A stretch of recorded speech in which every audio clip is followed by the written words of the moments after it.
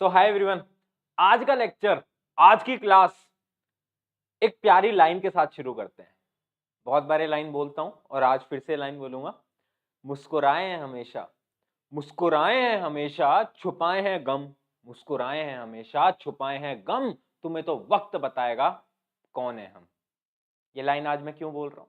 क्योंकि यार आपका बोर्ड एग्जामिनेशन बहुत नजदीक आ चुका है और अब इस टाइम पर मुझे पता है कि आप लोग डीमोटिवेट होते होंगे, आपको डर लगता होगा, खुद पे शक होता होगा, क्या यार मैं कर पाऊंगा, क्या ये मेरे लिए पॉसिबल है? तो यार उन सभी स्टूडेंट्स के लिए बस एक लाइन है जो मैंने अभी बोली, मुस्कुराए हमेशा, छुपाए गम, तुम्हें वक्त बताएगा कौन है। तो मेहनत करो और वक्त को जवाब देने दो।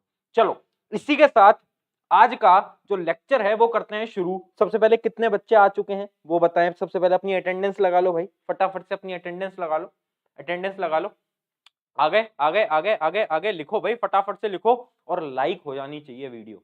अगर तुम इसको लाइक नहीं कर रहे हो स्ट्रीम को तो भाई ऐसा मत करो यार, इतनी मेहनत करता हूं, काफी टाइम बाद ये लेक्चर डला है और उसका रीजन मैंने टेलीग्राम पे स्पेसिफाई कर दिया है। टेलीग्राम अगर आपने ज्वाइन कर रखा होगा तो आपको पता चल गया होगा क्यों इतने टाइम से लेक्चर नहीं डल पाया। बट हाँ, मैंने जिम्मेदारी ली थी पूरी फिजिक्स की, पूरी केमिस्ट्री की, वो मैं करवाऊंगा।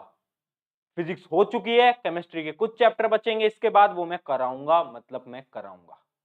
ठीक है, चलो आज का जो चैप्टर है बड़ा ही प्यारा, बड़ा ही सिंपल, बड़ा ही आसान सा चैप्टर है। मतलब ये इतना सिंपल चैप्टर है, अगर तुमने एक बार आज की क्लास में पढ़ लिया और जो क्वेश्चन मैंने तुम्हें प्रैक्टिस करने को दिए तुमने वो कर लिए तो भाई tata bye bye goodbye, बस इतना ही है चैप्टर। बस एसिड बेस एंड सॉल्ट्स बहुत सिंपल है, वन शॉट में कवर कर रहे होंगे आपके 1.5 से 2 घंटे के अंदर पूरा का पूरा हम चैप्टर खत्म करेंगे। और अगर आप किसी भी बोर्ड की प्रिपरेशन कर रहे हो, सीबीएसई, आईसीएसई, एसएससी, अगर आपके बोर्ड के अंदर एनसीईआरटी फॉलो होती है साइंस के लिए, साइंस की एनसीईआरटी जो नोटबुक होती है, जो बुक होती है, अगर आपकी वो फॉलो होती है तो ये लेक्चर आपके लिए है, क्योंकि इसके अंदर पूरी एनसीईआरटी आपकी समाप्त हो जाएगी। ठीक है, तो जल्दी से फटाफट से पहले तो अपनी नोटबुक ले आओ और भाई लिख दो। क्या लिख दो? अरे क्या लिख दो भाई, क्या? अरे भाई जोश लेवल, जोश लेवल कितना है 100 में से? कितना है भाई? लिख दो भाई फटाफट से कमेंट सेक्शन में, भैया इतना है, इतना है। कितना है जोश लेवल? अरे भैया 100 है। चलो ये 100 रहना चाहिए at the end of the lecture तक। ठीक है, चलो तो भैया इस लेक्चर में हमें क्या क्या मिलेगा? तो देखो सबसे पहले तो तुम्हें यहाँ पर यार प्रीमियम लेक्चर मिल रहा है, वो भी फ्री ऑफ कॉस्ट में। मैं तुमसे एक पैसा डिमांड नहीं करता, ना आज, ना कल, ना परसों, ना कभी करूंगा। दूसरी चीज क्या है, आपको इसके नोट्स मिलेंगे। नोट्स का मिलेंगे, टेलीग्राम ज्वाइन कर लेना, वहां मिल जाएंगे, वरना डिस्क्रिप्शन में भी एक लिंक है, वहां भी मिल सकते हैं, बट टेलीग्राम ज्वाइन कर लेना अपडेट्स के लिए। अगला क्या है, पीवाईक्यू, पीवाईक्यू बुकलेट मिल रखी है आपको already. Chapter wise previous year question booklet आपको दे रखी है मैंने, उसकी भी लिंक डिस्क्रिप्शन में। उसके अलावा क्या है, competency based question, MCQ, assertion reasoning, case based question, उनके लिए भी एक अलग से मैंने बुकलेट बना रखी है, प्रैक्टिस बुकलेट, उसकी लिंक भी डिस्क्रिप्शन में। तो सारी चीजें हमारी यार ईएक्सपी आपकी टीम फ्री में देती है, हम एक भी पैसा चार्ज नहीं करते। इसके अलावा सरप्राइज बताऊं, सैंपल पेपर भी आने वाले हैं हमारे, वो भी फ्री में सारे सब्जेक्ट्स के लिए। चलो वो बाद में करते हैं, जब आएंगे तब उसके बारे में बात करेंगे। चलो तो स्टार्ट करते हैं एसिड बेस एंड सॉल्ट से।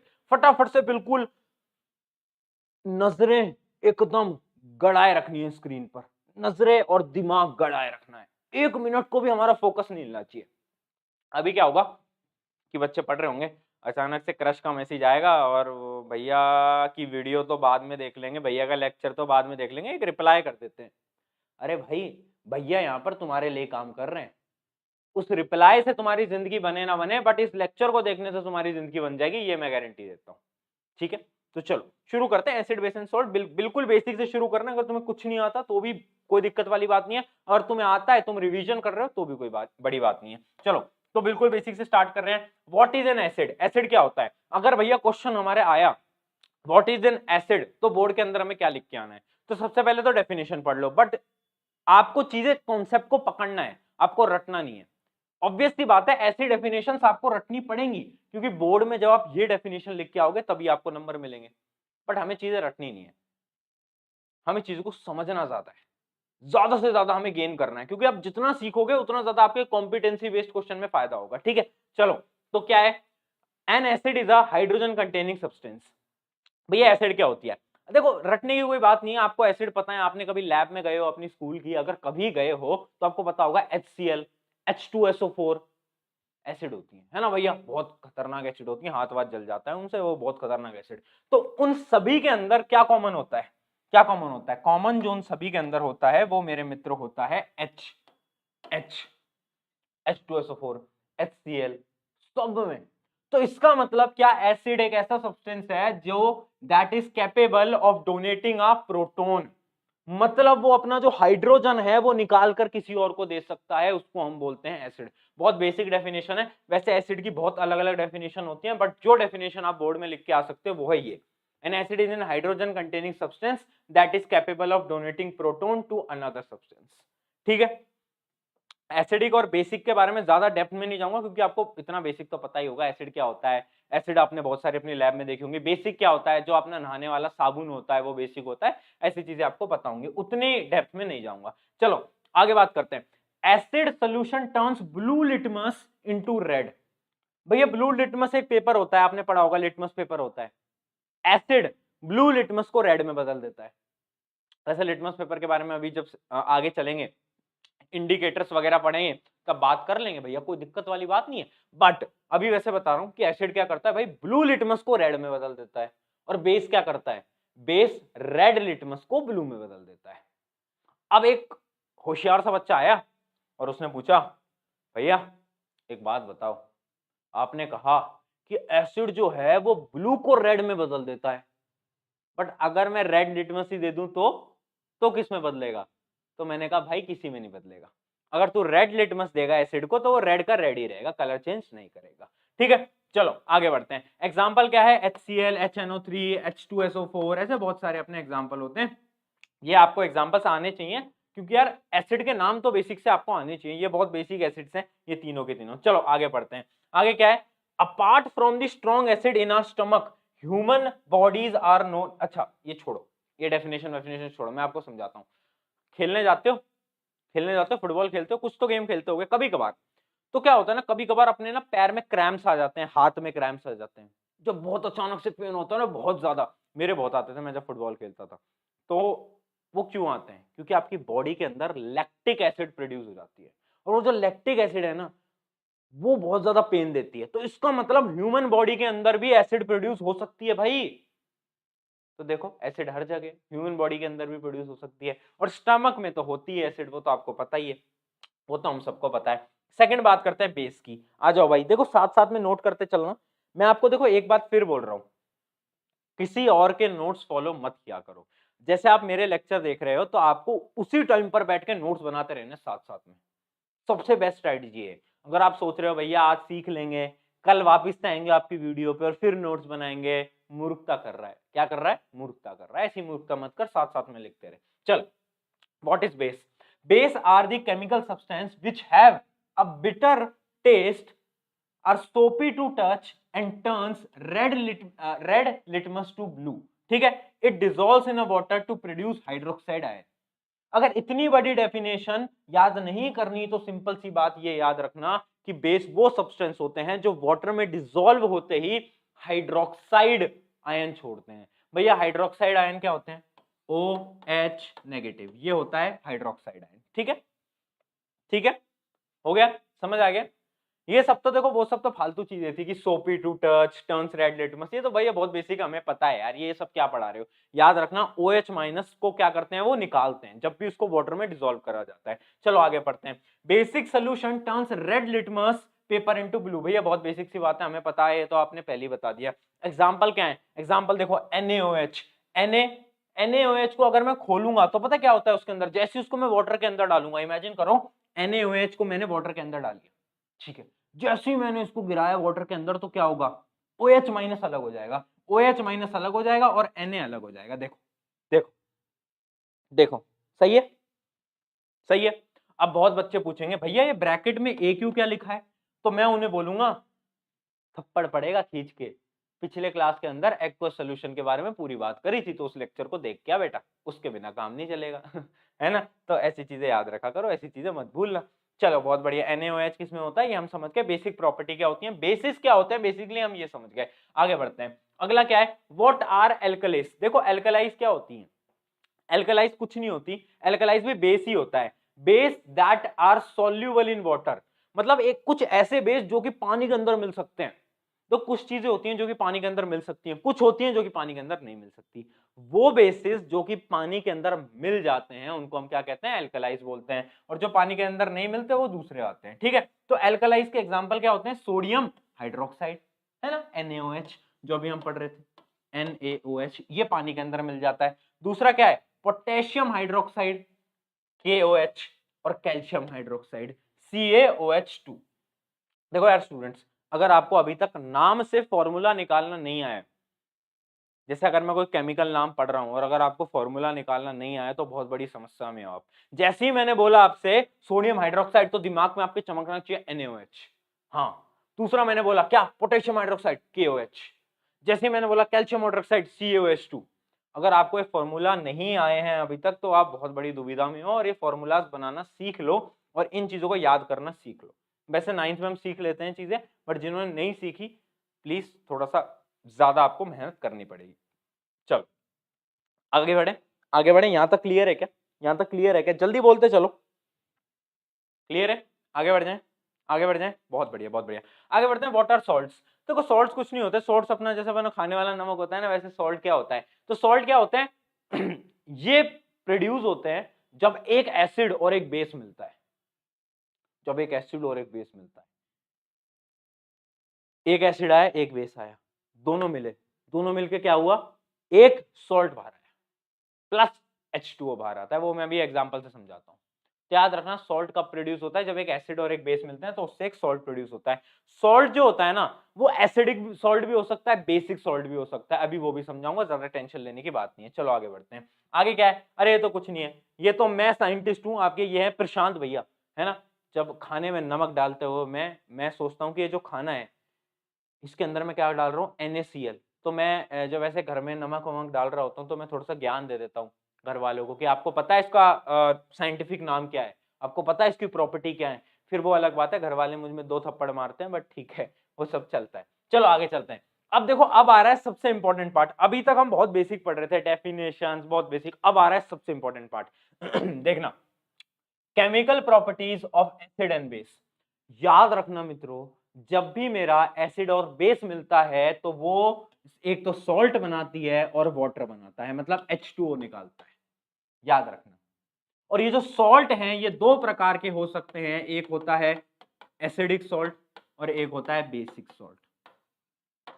बेसिक सॉल्ट कौन सा होता है, एसिडिक सॉल्ट कौन सा होता है, इमेजिन करो, जो एसिड आप ले रहे हो, जो एसिड आप ले रहे हो बहुत ज्यादा स्ट्रॉन्ग है, बहुत ज्यादा एसिडिक है, और जो आप बेस ले रहे हो वो थोड़ा कम बेसिक है, तो क्या होगा, तो जो सॉल्ट फॉर्म होगी वो एसिडिक सॉल्ट होगी। और अगर आप एसिड की जो एसिडिटी है वो बहुत कम है और बेस की जो बेसिसिटी है वो बहुत ज्यादा है, तो क्या होगा, तो भाई बेसिक सॉल्ट होगा।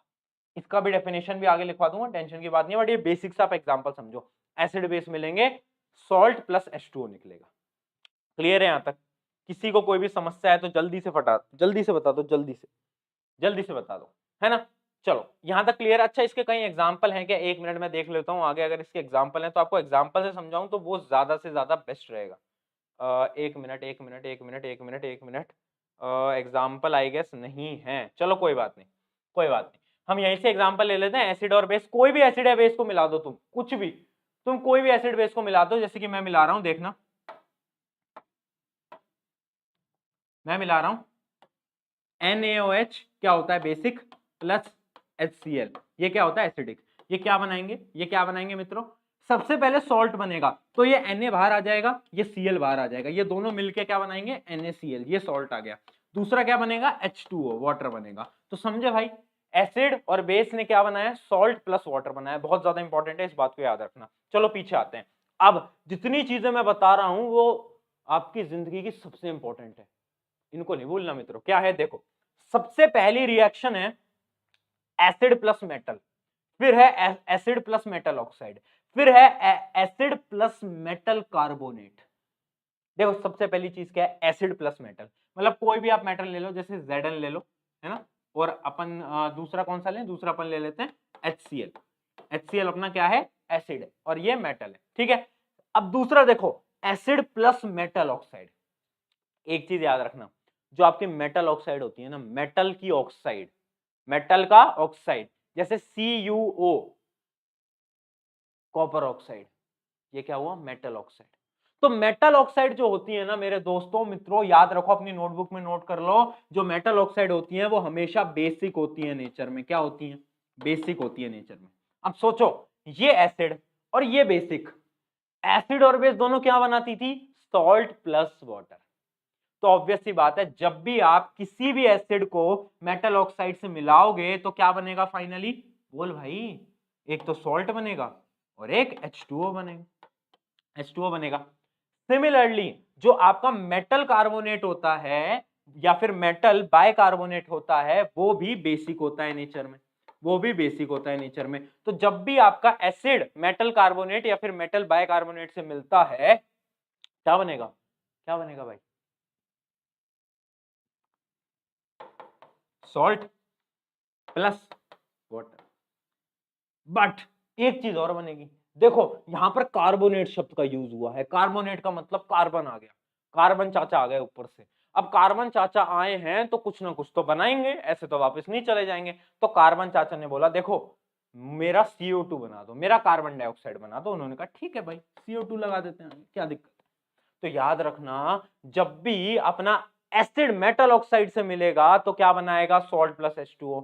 बट जब भी मेरा एसिड मेटल कार्बोनेट से बनाएगा तो क्या बनाएगा, सॉल्ट वाटर CO2, एक CO2 एक्स्ट्रा हो जाता है। चलो इसको एक एग्जांपल से आपको आगे समझाते हैं ताकि आपको और ज्यादा क्लियर हो पाएगा। देखो पहला क्या था, अच्छा इसका एग्जांपल नहीं दिया हमने, एसिड प्लस मेटल, कोई भी एसिड है, जैसे कि हमने यहां पर देखो क्या लिया है, क्या लिया है, यहां पर हमने लिया है Zn और लिया है H2SO4। ये क्या है, एसिड, और ये क्या है, ये क्या है, मेटल। ये क्या है, मेटल।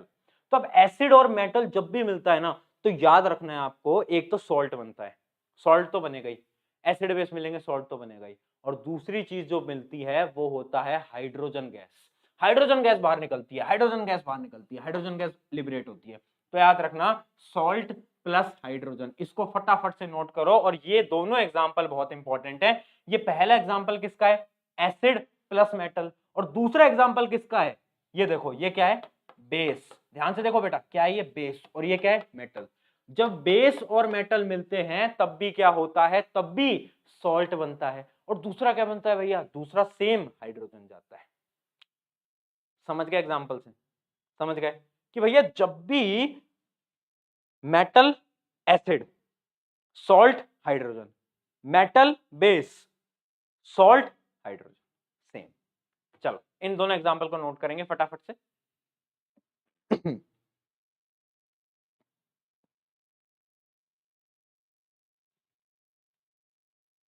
क्लियर है, अगर चैट में यहां तक क्लियर है तो एक बार चैट में लिख दो भैया जी ओके। क्या लिखना है, ओके, ओके लिखना होता है भाई, है ना, है ना। चल पता क्या होता है कि जब हम ऑनलाइन पढ़ा रहे होते हैं ना, तो जैसे कि आप देख रहे होगे अभी कितने बच्चे पढ़ रहे हैं, जितने भी बच्चे पढ़ रहे हैं, तो इमेजिन करो 200 बच्चे पढ़ने के आ रहे हैं, 200 बच्चे वो हैं जो कि पढ़ रहे हैं लाइव में, साथ साथ में नोट्स बना रहे हैं और सब कुछ कर रहे हैं। बट यहाँ पर ना 50-100 बच्चे वो भी होते हैं जो कि पढ़ने नहीं आते, वो बस देखने आते हैं, बस ऐसे टाइम पास करते हैं। और ऑनेस्टी से बता रहा हूँ, तो उन बच्चों से मेरी हाथ जोड़ के निवेदन है कि भाई पढ़ लो, समय है अभी भी तुम्हारे पास, एक नोटबुक लाओ और पढ़ना शुरू करो प्लीज। समय निकल जाएगा और बाद में मुझे जवाब नहीं देना, तुम्हें अपने पेरेंट्स को जवाब देना है, तो उनको क्या जवाब दोगे यार। चलो एक एक्टिविटी बताता हूँ, आपकी एनसीईआरटी के अंदर ना एक एक्टिविटी दे रखी है, मुझे पता है ये तुम्हें अभी विजिबल नहीं होगा स्क्रीन के ऊपर, थोड़ा बहुत विजिबल होगा। तो ये एक्टिविटी दे रखी है, इस एक्टिविटी में क्या है ना, बोलते हैं कि हम एक एसिड ले रहे हैं, एसिड कोई भी ले लो, जैसे कि एक बोला है हमसे सल्फ्यूरिक एसिड, एक मेरे पास बीकर है, उसके अंदर मैंने सल्फ्यूरिक एसिड डाली, ठीक है, ये मेरा बीकर है, इसके अंदर मैंने सल्फ्यूरिक एसिड डाली। अब ऊपर से मैंने जिंक ग्रैन्यूल्स डाल दिए, मतलब जिंक के ऐसे छोटे छोटे वो डाल दिए, जिंक अंदर डाल दिया। और इससे जो निकलने वाली गैस है उसको जब मैंने एयर में छोड़ा और उस एयर के पास मैंने कैंडल जलाई, मैंने क्या करा, उस निकलने वाली गैस को एयर में छोड़ा, निकलने वाली गैस को एयर में छोड़ा, और उसमें जब मैंने क्या करा, मैंने जब कैंडल जलाई, जब मैंने कैंडल जलाई तो भाई बर्निंग वाली आवाज, मतलब ऐसे पटाखे वाली आवाज, पट पट पट पट पट ऐसी आवाज आने लगी, अजीब अजीब सी आवाज आने लगी। तो ऐसा क्यों हुआ, ऐसा क्यों?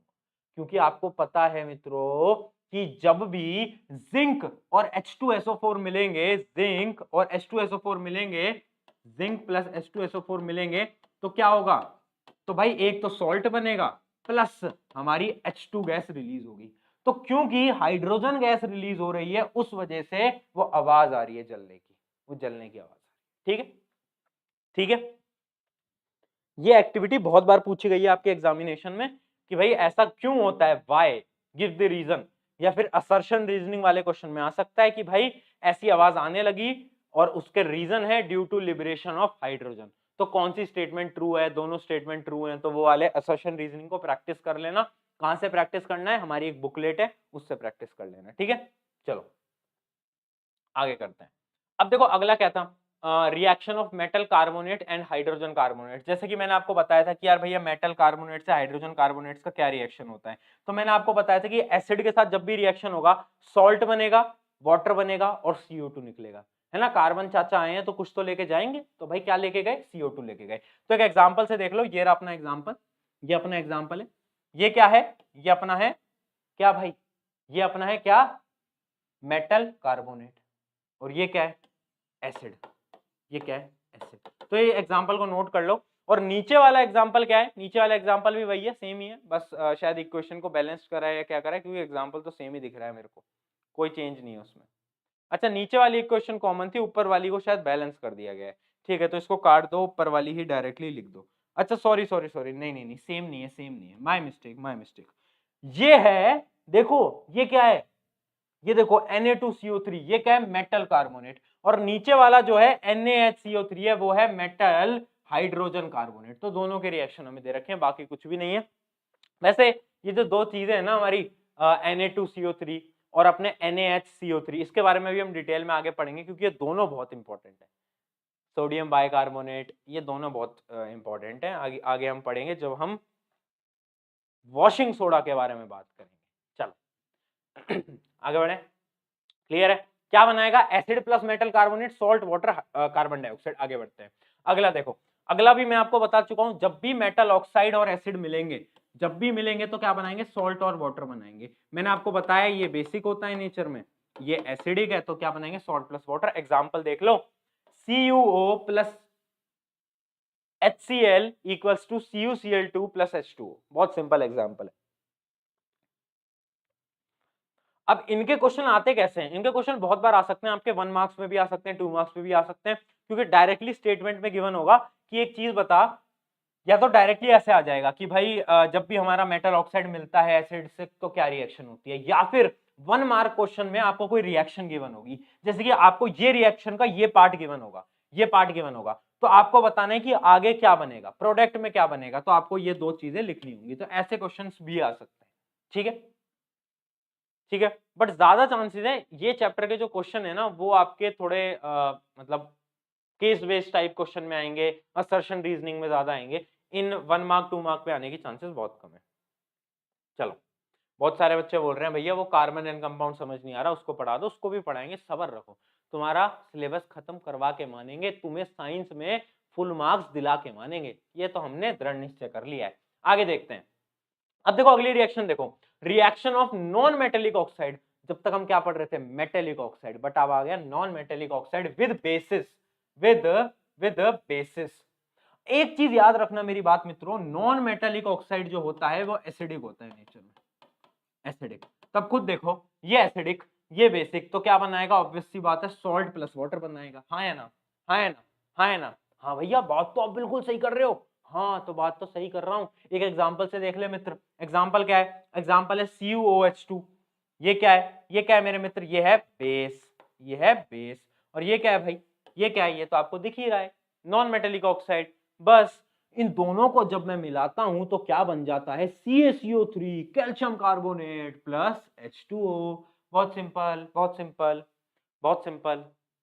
अच्छा, अगर ये रिएक्शन दी हो और पहले चैप्टर का सवाल आ जाए, हमने पहला चैप्टर पढ़ा था ना केमिकल रिएक्शन इक्वेशन वाला, कि ये रिएक्शन कौन सी है, तो तुम क्या जवाब दोगे, ये रिएक्शन कौन सी है, मेरे को कमेंट सेक्शन में बताना कि भाई ये वाली रिएक्शन कौन सी है, कॉम्बिनेशन, डिस्प्लेसमेंट, डबल डिस्प्लेसमेंट, कौन सी रिएक्शन आपको दिख रही है होते हुए, तो ये आप मेरे को कमेंट सेक्शन में बताएंगे। ठीक है, ये आपका होमवर्क नंबर 1 है। आज आपको 3 या 4 होमवर्क मिलेंगे, तो ये है H1, ये होमवर्क नंबर 1। तो सबसे पहले तो इसका आंसर आपको कमेंट में देना है लेक्चर खत्म होते ही। आगे बढ़ रहे हैं, होपफुली नोट कर ली होंगी ये सारी चीजें, आगे बढ़ते हैं। चलिए चलें आगे। अब देखो एक चीज बताता हूं, do acid and base have something in common? इन दोनों में कॉमन क्या होता है? कुछ कॉमन है क्या? कुछ दोस्ती है क्या इनमें, या दोनों अलग अलग है? एसिड अलग बेस अलग, देख कुछ तो दोस्ती है, देखते हैं क्या कॉमन है। Both acid and base are electrolytes. सबसे बड़ी इंपॉर्टेंट चीज, जब भी क्वेश्चन आ जाए कि what is common in acid and base, तो आपको पता होना चाहिए दोनों भाई इलेक्ट्रोलाइट्स होते हैं। इलेक्ट्रोलाइट्स का मतलब क्या होता है? किसी को पता है क्या इलेक्ट्रोलाइट्स का मतलब क्या होता है? देखो इलेक्ट्रोलाइट्स का मतलब होता है they are good conductor, they are good conductor of electricity. मतलब उनमें से इलेक्ट्रिसिटी पास हो सकती है, एसिड में से भी बेस में से भी। और ये चैप्टर मैंने जब करंट इलेक्ट्रिसिटी पढ़ाया था, तो मैंने उसमें बोला था कि प्योर वाटर जो होता है ना, प्योर वाटर जो आपका एक्वागार्ड से निकलता है, वो इलेक्ट्रिसिटी कंडक्ट नहीं करता। बट आपका जो नल वाला पानी होता है ना, उसमें इम्प्योरिटीज होती है, वो इलेक्ट्रिसिटी कंडक्ट करता है। पता है क्यों? क्योंकि जो आपका नल वाला पानी होता है ना, वो थोड़ा एसिडिक या बेसिक होता है नेचर में, बट आपका जो आरओ वाला पानी आता है वो बिल्कुल न्यूट्रल होता है, तो वो कभी भी इलेक्ट्रिसिटी कंडक्ट नहीं करेगा। बट आपका वो वाला पानी जो कि एसिडिक है नेचर में, ये पहले चैप्टर में मैंने बताया था इलेक्ट्रिसिटी में, आप सभी से सवाल पूछा था, तो उसका आंसर आपको यहां पर जाकर मिल चुका है, ठीक है, क्योंकि वो एसिडिक होता है नेचर में, इस वजह से। चलो आगे बढ़ते हैं। आगे क्या है? एसिड्स रिलीज हाइड्रोजन, ये सब तो आपको पता है कि भाई एसिड H+ निकालती है और बेसिस OH- निकालती है, ये बहुत बेसिक सी चीज है और इसके बारे में मैं ज्यादा बात भी नहीं करूंगा। What happens to an acid और the base in the water solution? Acid और बेस को अगर मैं पानी में डालूं तो क्या होगा? एसिड के H+ साइन बाहर आ जाएंगे और बेस के OH- आ जाएंगे, तो इसके बारे में एक्सप्लेन करने की मेरे को कोई जरूरत नहीं है। चलो आगे बात करते हैं। अच्छा बात करते हैं स्ट्रॉन्ग एसिड और वीक एसिड की, बात करते हैं स्ट्रॉन्ग एसिड और वीक एसिड की, ठीक है, स्ट्रॉन्ग एसिड और वीक एसिड की। अच्छा ये बताओ, लाइन ही टेढ़ी होगी, चलो कोई नहीं। अच्छा एक होता है स्ट्रॉन्ग एसिड और एक होता है वीक एसिड, दोनों में डिफरेंस क्या होता है भैया? मतलब क्या है ये सब स्ट्रॉन्ग और वीक, क्या मतलब है इनका?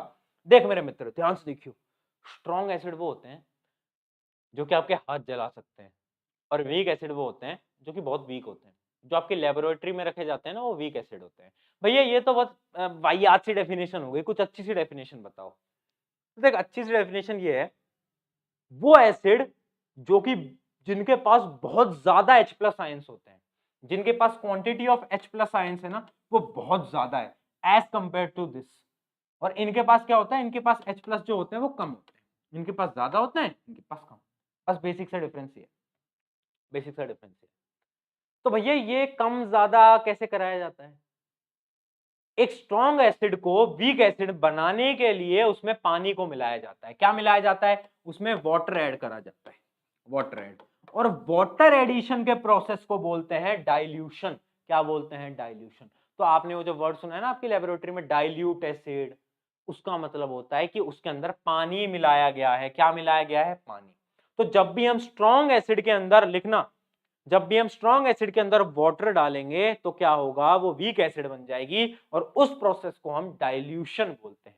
डाइल्यूशन बहुत ज्यादा इंपॉर्टेंट है। डाइल्यूशन के अगर आपसे डेफिनेशन पूछ रहे तो आपको ये आना चाहिए।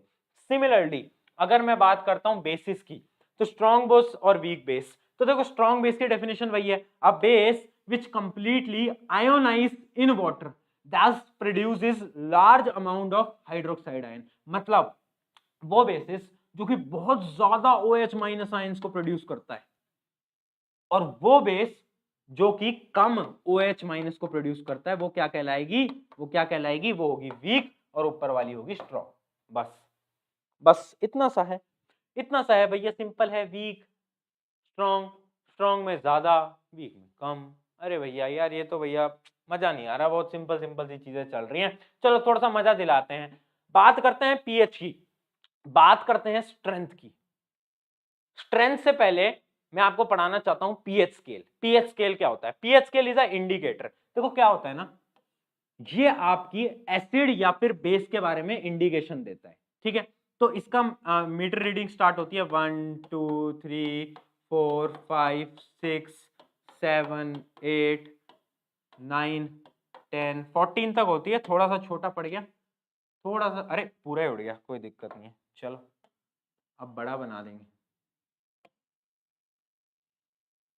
ठीक है, तो मतलब समझ गए ना 14। तो ऐसे 14 तक इसकी रीडिंग होती है पीएच की। ये क्या है, ये है हमारा पीएच स्केल, इस बात को आपको याद रखना है। अब देखो पीएच स्केल क्या इंडिकेट करता है, पीएच स्केल का 7 नंबर इंडिकेट करता है कि भाई न्यूट्रल है, न्यूट्रल है, ना ही क्या है बेस है, ना ही क्या है, ना ही बेस है, ना ही एसिडिक है। अगर 7 से ज्यादा दिखा रहा है पीएच नंबर, अगर पीएच टेबल आपकी 7 से ज्यादा दिखा रही है तो समझ जाना वो कंपाउंड जो है वो बेसिक है, वो कंपाउंड बेसिक। और अगर 7 से कम दिखा रहा है तो समझ जाना वो कंपाउंड क्या है, वो कंपाउंड है एसिडिक। ये दो चीजें आपको याद रखनी है। अगर आपको क्वेश्चन आता है पीएच के ऊपर कि भाई 7 नंबर पे न्यूट्रल है, 7 से ज्यादा पे बेसिक है, 7 से कम पे एसिडिक है। अब यहां पर जो क्वेश्चन पूछा जा चुका है सीबीएसई के अंदर वो मैं आपको दिखाता हूं। क्वेश्चन ये था कि एक दो एलिमेंट है, एक एलिमेंट है ए, इसको थोड़ा छोटा कर लेता हूं। देखो एक एलिमेंट है ए और एक एलिमेंट है बी, दो एलिमेंट है, ठीक है, एक एलिमेंट है ए और एक एलिमेंट है बी। तो आपको ये गिवन है कि according to the pH scale number, according to the pH scale number, पीए का जो स्केल नंबर है वो ज्यादा है पीबी के स्केल नंबर से, ठीक है, ये आपको गिवन है। अब ये बताओ कौन सा ज्यादा एसिडिक इन नेचर है, कौन सा ज्यादा एसिडिक इन नेचर है, ए ज्यादा है या फिर बी ज्यादा है। आपको गिवन है कि pH number of A is greater than the pH number of B, तो आपको ये बताना है in comparison of these two कौन सा ज्यादा एसिडिक है। आंसर लिखें चैट बॉक्स में फटाफट से, जल्दी लिखना शुरू करें, देखते हैं भाई किसमें कितना है दम, है ना।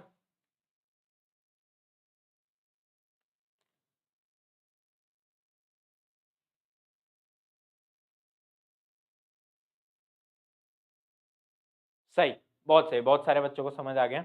देखो इसमें क्या गिवन है कि भाई पीए ग्रेटर देन पीबी, इसका क्या मतलब है, पीएच स्केल पे पीबी, पीए का नंबर पीबी से ज्यादा है। इमेजिन करो अगर पीए ज्यादा है तो पीए 9 पे है और अपना पीबी 4 पे है, तो एसिडिक कौन सा हुआ, 4 वाला, है ना बात। तो इसका मतलब जिसका पीएच स्केल नंबर जितना कम वो उतना ज्यादा एसिडिक, तो ऑब्वियस सी बात है आंसर विल बी बी। जिन जिनने बी उत्तर दिया था वो बिल्कुल सही थे। इस प्रकार से इसमें क्वेश्चन आते हैं। ये क्या है पीएच स्केल, ये क्या है इंडिकेटर, जितना ज्यादा पीएच स्केल का नंबर होगा उतना कम एसिडिक होगा, उतना ज्यादा बेसिक होगा। तो इस चीज को आपको याद रखना है, बहुत बार ये सवाल हमारे एग्जाम के अंदर पूछा जा चुका है मित्रों, तो ऐसी ऐसी बातों को हमें याद रखना है, भूलना नहीं है, ठीक है। तो अब इंडिकेटर्स की बात कर रहे थे हम तो देखना those chemical substance which help to determine the nature of the chemical, मतलब यार जो नेचर बताते हैं ना केमिकल का, जैसे कि आपका जो एप्पल है वो एसिडिक होता है नेचर में, आपका जो टमाटर है वो एसिडिक होता है नेचर में, बट आपका जो सोप है वो बेसिक है। तो कौन बता रहा है, कोई साइंटिस्ट आके बोल रहा है अरे सुन ये एसिडिक है, ये बेसिक है, ये एसिडिक है, अरे नहीं, उन पे टेस्ट होते हैं। टेस्ट किससे होते हैं, इंडिकेटर से। तो इंडिकेटर बताते हैं। तो देखो आपकी एनसीईआरटी के हिसाब से आपको जो इंडिकेटर्स पढ़ने हैं वो इतने टाइप के हैं, ये सारे इंडिकेटर्स आपको पढ़ने हैं। देखो देखो ये जो इंडिकेटर्स हैं ये सारे आपको पढ़ने, एंड मैं आपको बताता हूँ एक एक करके। सबसे पहले रेड लिटमस, ब्लू लिटमस, फिर है टर्मरिक, फिर है फिनोप्थिलीन, फिर है मिथाइल ऑरेंज, और इन पांचों पे क्वेश्चन पूछे जा चुके हैं। इसका मतलब पांचों में से एक भी नहीं आप छोड़ सकते, आपको याद रखना है। क्वेश्चन कैसे आते हैं, क्वेश्चन जैसे अभी आपको लिटमस पेपर का तो बहुत सिंपल है, आपको पता है कि अगर मैं रेड लिटमस पेपर पे बेस डालूंगा, अगर मैं बेस डालूंगा तो कलर क्या हो जाएगा, टर्न्स ब्लू हो जाएगा। आपको पता है अगर मैं ब्लू लिटमस पे एसिड डालूंगा तो रेड हो जाएगा। बट क्या आपको इन तीनों के पता है, इन तीनों के भी क्वेश्चन आते हैं। टर्मरिक में अगर मैं एसिड डालूंगा तो वो बदलेगा नहीं, बट अगर मैं टर्मरिक में क्या डालूंगा, बेस, तो क्या हो जाएगा, रेड हो जाएगा, ठीक है। दूसरा देखो फिनोप्थिलीन, फिनोप्थिलीन में अगर मैं एसिड डालूंगा तो कलरलेस हो जाएगा, कोई कलर नहीं रहेगा, कलरलेस। और अगर मैं उसमें बेस डालूंगा तो पिंक कलर का हो जाएगा। उसके अलावा अब लास्ट है मिथाइल ऑरेंज, और मिथाइल ऑरेंज रेड हो जाता है एसिड से और बेस से येलो। अब क्वेश्चन कैसा पूछा गया था मेरे मित्रों, मेरे भाइयों, मेरी बहनों, ध्यान से समझिएगा। क्वेश्चन ऐसा आया था कि फिनोप्थिलीन के लिए कि अ सब्सटेंस, देखना मैं आपको बताता हूं कैसा क्वेश्चन आएगा। अभी आपने टेबल नोट कर ली, इधर ही चलो, इधर ही आपको क्वेश्चन लिख के दिखा देता हूं। आया था दो सब्सटेंस हैं एक्स एंड वाई, ठीक है, एक्स एंड वाई। एक्स को जब मैंने फिनोप्थिलीन से टेस्ट करा तो भाई उसने ना कलरलेस कर दिया, कलरलेस कर दिया, कलरलेस। और जब मैंने वाई को टर्मरिक से टेस्ट करा, जब मैंने वाई को टर्मरिक से टेस्ट करा तो उसके अंदर भाई कोई चेंज नहीं आया, नो चेंज। तो अब ये बताओ कि एक्स और वाई के नेचर क्या है, एक्स और वाई का नेचर क्या है, एसिडिक या बेसिक, आपको ये बताना था। तो ये क्वेश्चन कैसे सॉल्व हो पाता, जब आपको पता था कि भाई फिनोप्थिलीन की प्रॉपर्टी क्या होती है, टर्मरिक की क्या प्रॉपर्टी होती है। अगर आपको ये याद नहीं होता तो क्या ये क्वेश्चन हो पाता, नहीं हो पाता। अच्छा अभी इसका आंसर बता दो, एक्स क्या होगा और वाई क्या होगा। ऑब्वियस सी बात है, टेबल से अब तो दिख ही रहा है कि एक्स भी एसिडिक होगा और वाई भी एसिडिक होगा, वेरी सिंपल। ठीक है, तो यार मैं यहाँ पर ना आपको केवल बोर्ड्स एग्जामिनेशन के लिए तैयार नहीं करना चाहता, मतलब बेसिकली एम तो वही है, बट मैं आपको चाहता हूँ कि यार आप ना थोड़ा लॉजिकल सोच पाओ, क्योंकि जिंदगी में जितना आप लॉजिकल सोचोगे उतना ज्यादा आपके बाद में जाकर काम आएगा। क्योंकि अगर आप आज ये पढ़ लोगे टेबल एंड आप समझोगे नहीं बस मैंने रट ली भैया पता नहीं क्या काम था इसका, काम भी तो समझो। ऐसे क्वेश्चन सॉल्व करने के लिए लॉजिक लगाना सीखो, जितना ज्यादा लॉजिक लगाना सीखोगे ना मेरे मित्र उतनी ज्यादा लाइफ आसान होती जाएगी। जितना तुम कम रटोगे उतना ज्यादा आपके लिए अच्छा रहेगा। एजुकेशन सिस्टम इज चेंजिंग, अब जो जितना रटेगा वो उतना नीचे जाएगा, चीजों को समझना स्टार्ट करो। चलो आगे बढ़े, आगे बढ़े। चलो अब एक और इंडिकेटर है जिसको हम बोलते हैं ओल फैक्ट्री इंडिकेटर, ये भी आपके एनसीईआरटी के अंदर है। अब देखो ओल फैक्ट्री, इसको याद करने का एक तरीका बताता हूँ। ओल फैक्ट्री, फैक्ट्री क्या होती है, फैक्ट्री से धुआं आती है, फैक्ट्री से धुआं आती है तो हमें पता है। तो जो धुआं होती है उसको स्मेल कर पाते हो ना, धुआं से आपकी जो स्मेल पावर होती है वो खराब सी हो जाती है, आपको गंदी गंदी स्मेल आने लगती है। तो याद रखना जब भी नाम आ जाए ओल फैक्ट्री इंडिकेटर तो that will be related to smell, that will be related to smell, या फिर हम अगर उसको साइंटिफिक भाषा में बोले तो ओडोर। क्या होता है ओडोर, क्या होता है ओडोर, ठीक है। तो हमारा ऑल फैक्ट्री इंडिकेटर वो इंडिकेटर होते हैं जो कि अपनी ओडोर को बदल लेते हैं, जो कि अपनी स्मेल को बदल लेते हैं जैसे ही हमारा एसिडिक या फिर बेसिक मीडियम आता है। तो ऑल फैक्ट्री इंडिकेटर्स कौन से इंडिकेटर्स हैं, जो कि अपनी स्मेल को बदल लेते हैं, जो कि अपने ओडोर को बदल लेते हैं जैसे ही उसमें एसिडिक या बेसिक सब्सटेंस आता है।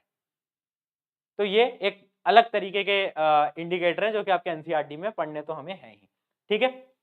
एग्जाम्पल क्या है, वनीला, अनियन, ठीक है, वनीला और अनियन, ये आप एग्जाम्पल आपको याद रखने हैं। चलिए आगे बढ़े, नोट डाउन कर लिया इसको, नोट डाउन करते चलना, कुछ भी छोड़ना नहीं है ना, कुछ भी नहीं छोड़ना, कुछ भी नहीं छोड़ना, नोट डाउन करते चलना भाई। आई नो थोड़ा सा लंबा चैप्टर हो सकता है ना, बट आपको मैं करा दूंगा, 1.5 से 2 घंटे के अंदर करा दूंगा, 2 घंटे से ऊपर तो नहीं जाएगा, ये मेरी आपसे गारंटी है, टेंशन की बात नहीं है। अब देखो लास्ट आता है अपना यूनिवर्सल इंडिकेटर। तो यूनिवर्सल इंडिकेटर क्या होता है, जो सारे यूनिवर्स को इंडिकेट करता है, अरे नहीं नहीं, यूनिवर्सल इंडिकेटर क्या होता है, दो substance which not only detect nature of the other chemical but also determine their acid and basic strength। Universal indicator वो नहीं होता, बच्चों को लगता है, मैंने बहुत स्टूडेंट से बात करी है, मैंने उससे पूछा कि व्हाट इज यूनिवर्सल इंडिकेटर, भैया जो कि सारे सब्सटेंस को बता दे कि एसिडिक है बेसिक है। अरे मूर्ख नहीं, यूनिवर्सल इंडिकेटर केवल एसिडिक या बेसिक नेचर नहीं बताता, वो आपको बताता है कि कितना एसिडिक है और कितना बेसिक है, मतलब स्ट्रेंथ भी बताता है। इस वजह से उसको हम बोलते हैं यूनिवर्सल इंडिकेटर। और उसका बेस्ट एग्जांपल है पीएच पेपर, जिसके बारे में हम बात ऑलरेडी कर चुके हैं 1 से लेकर 14 तक, और उस पर हम न्यूमेरिकल जो क्वेश्चन आया हुआ है वो भी हम कर चुके हैं, ठीक है। तो यूनिवर्सल इंडिकेटर क्या होता है, जो कि बेसिक और एसिडिक स्ट्रेंथ भी बताता है। ये बात याद रखना, ज्यादा लोगों को बतानी नहीं होती है, क्योंकि बोर्ड में बच्चे डेफिनेशन उल्टी फुल्टी लिख के आते हैं और उनके नंबर कट जाते हैं। बट तुम पढ़ रहे हो तो ये वाली डेफिनेशन लिखना, नंबर पूरे आएंगे, ठीक है। चलो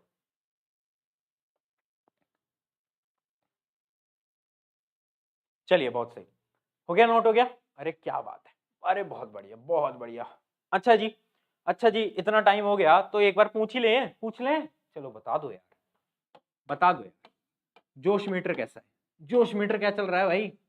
जोश मीटर कैसा चल रहा है, खत्म हो गया क्या, tata bye bye goodbye हो गए क्या, बस इतना ही दम था क्या? अगर इतना ही दम था तो रोज रात को क्यों सपने देखता है 10th के अंदर 98 लाने का? अगर इतना ही दम था तो ड्रीम क्यों देखी? अगर इतना ही दम था तो मेहनत करना बंद कर दे, बंद कर दे, क्योंकि मेहनत तो करनी पड़ेगी अगर तुझे वो सपना पूरा करना है तो। केवल सपने देखने से कुछ नहीं होता, सपने को जीना पड़ता है और जीने के लिए पढ़ाई करनी पड़ेगी। चलिए, तो जोश मीटर में अपनी वैल्यू लिख दो फटाफट से एंड हम आगे बढ़ते हैं। चलो, तो ये मैंने आपको समझा दिया कि importance of pH in everyday life. PH क्या होता है ना, वो सारे उसका बता देता है। जैसे कि मैं आपको एग्जांपल से समझाऊं तो जैसे हमारा जो स्टोमक का जो एसिड होता है, जो हमारे अंदर पेट के अंदर जो एसिड होता है, उसकी पीएच पता है कितनी होती है? उसकी पीएच होती है 1। इसका मतलब बहुत ज्यादा एसिडिक, हद से ज्यादा एसिडिक, बहुत ज्यादा एसिडिक। और जो हमारा वाटर होता है ना, वो most of the times neutral होता है। ठीक है, जो हमारा और कुछ भी मान लो सोप होता है, वो हमारा क्या होता है? बेसिक होता है। ठीक है, तो ये हमारे कुछ एग्जांपल्स हैं कि भाई अलग अलग जो डेली लाइफ के जो एग्जांपल्स हैं वो एसिडिक होते हैं, बेसिक होते हैं, वो हमने यहाँ पर टेबल में आपके लिए लगा दिए हैं सबके। ठीक है, तो वैसे इसका कोई काम नहीं है, बट आपको बस दिखा रहा हूँ कि डेली लाइफ के एग्जांपल कौन कौन से एसिडिक होते हैं, कौन कौन से बेसिक होते हैं। टमाटो, सोडा, लेमन, कॉफी, ये सारी चीजें जो है ना आपकी, ये एसिडिक कैटेगरी में आती हैं। इस बात को आपको याद रखना है। चलो आगे बढ़ते हैं। अब एक इंटरेस्टिंग फैक्ट के बारे में बताता हूँ। एक फैक्ट ऐसा है कि यार आपको जो आपका रेन वाटर होता है ना, बहुत सारे बच्चे पूछते हैं यार रेन वाटर एसिडिक होता है बेसिक होता है? तो याद रखना, रेन वाटर जो होता है वो 99% चांसेस है कि वो एसिडिक होता है। क्यों? क्योंकि आपके एटमॉस्फेयर के अंदर बहुत सारी चीजें होती हैं जैसे सल्फर, नाइट्रोक्साइड, तो वो मिल जाती है और उसकी प्रॉपर्टीज को एसिडिक बनाता है। ऊपर से जो बारिश हो रही होती है ना, वो तो न्यूट्रल ही होती है, बट नीचे आते आते वो एसिडिक हो जाती है। तो इस बात को आपको याद रखना है कि जो अपनी रेन वाटर होती है वो भी एसिडिक होती है, हल्की फुल्की, है ना। और आपने पढ़ा होगा आगरा के अंदर वो होता है एसिडिक रेन, जिसकी वजह से ताज महल जो है उसमें बहुत सारी दिक्कतें आती हैं। तो ये सब चीजें तो आपको पता होंगी, बेसिक नॉलेज।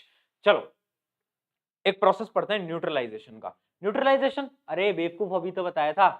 न्यूट्रलाइजेशन क्या होता है? अरे कुछ नहीं होता न्यूट्रलाइजेशन।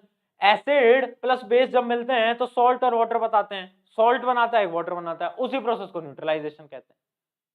मैंने आपको बता चुका हूं कि सॉल्ट दो प्रकार के होते हैं, एक होता है एसिडिक, एक होता है बेसिक।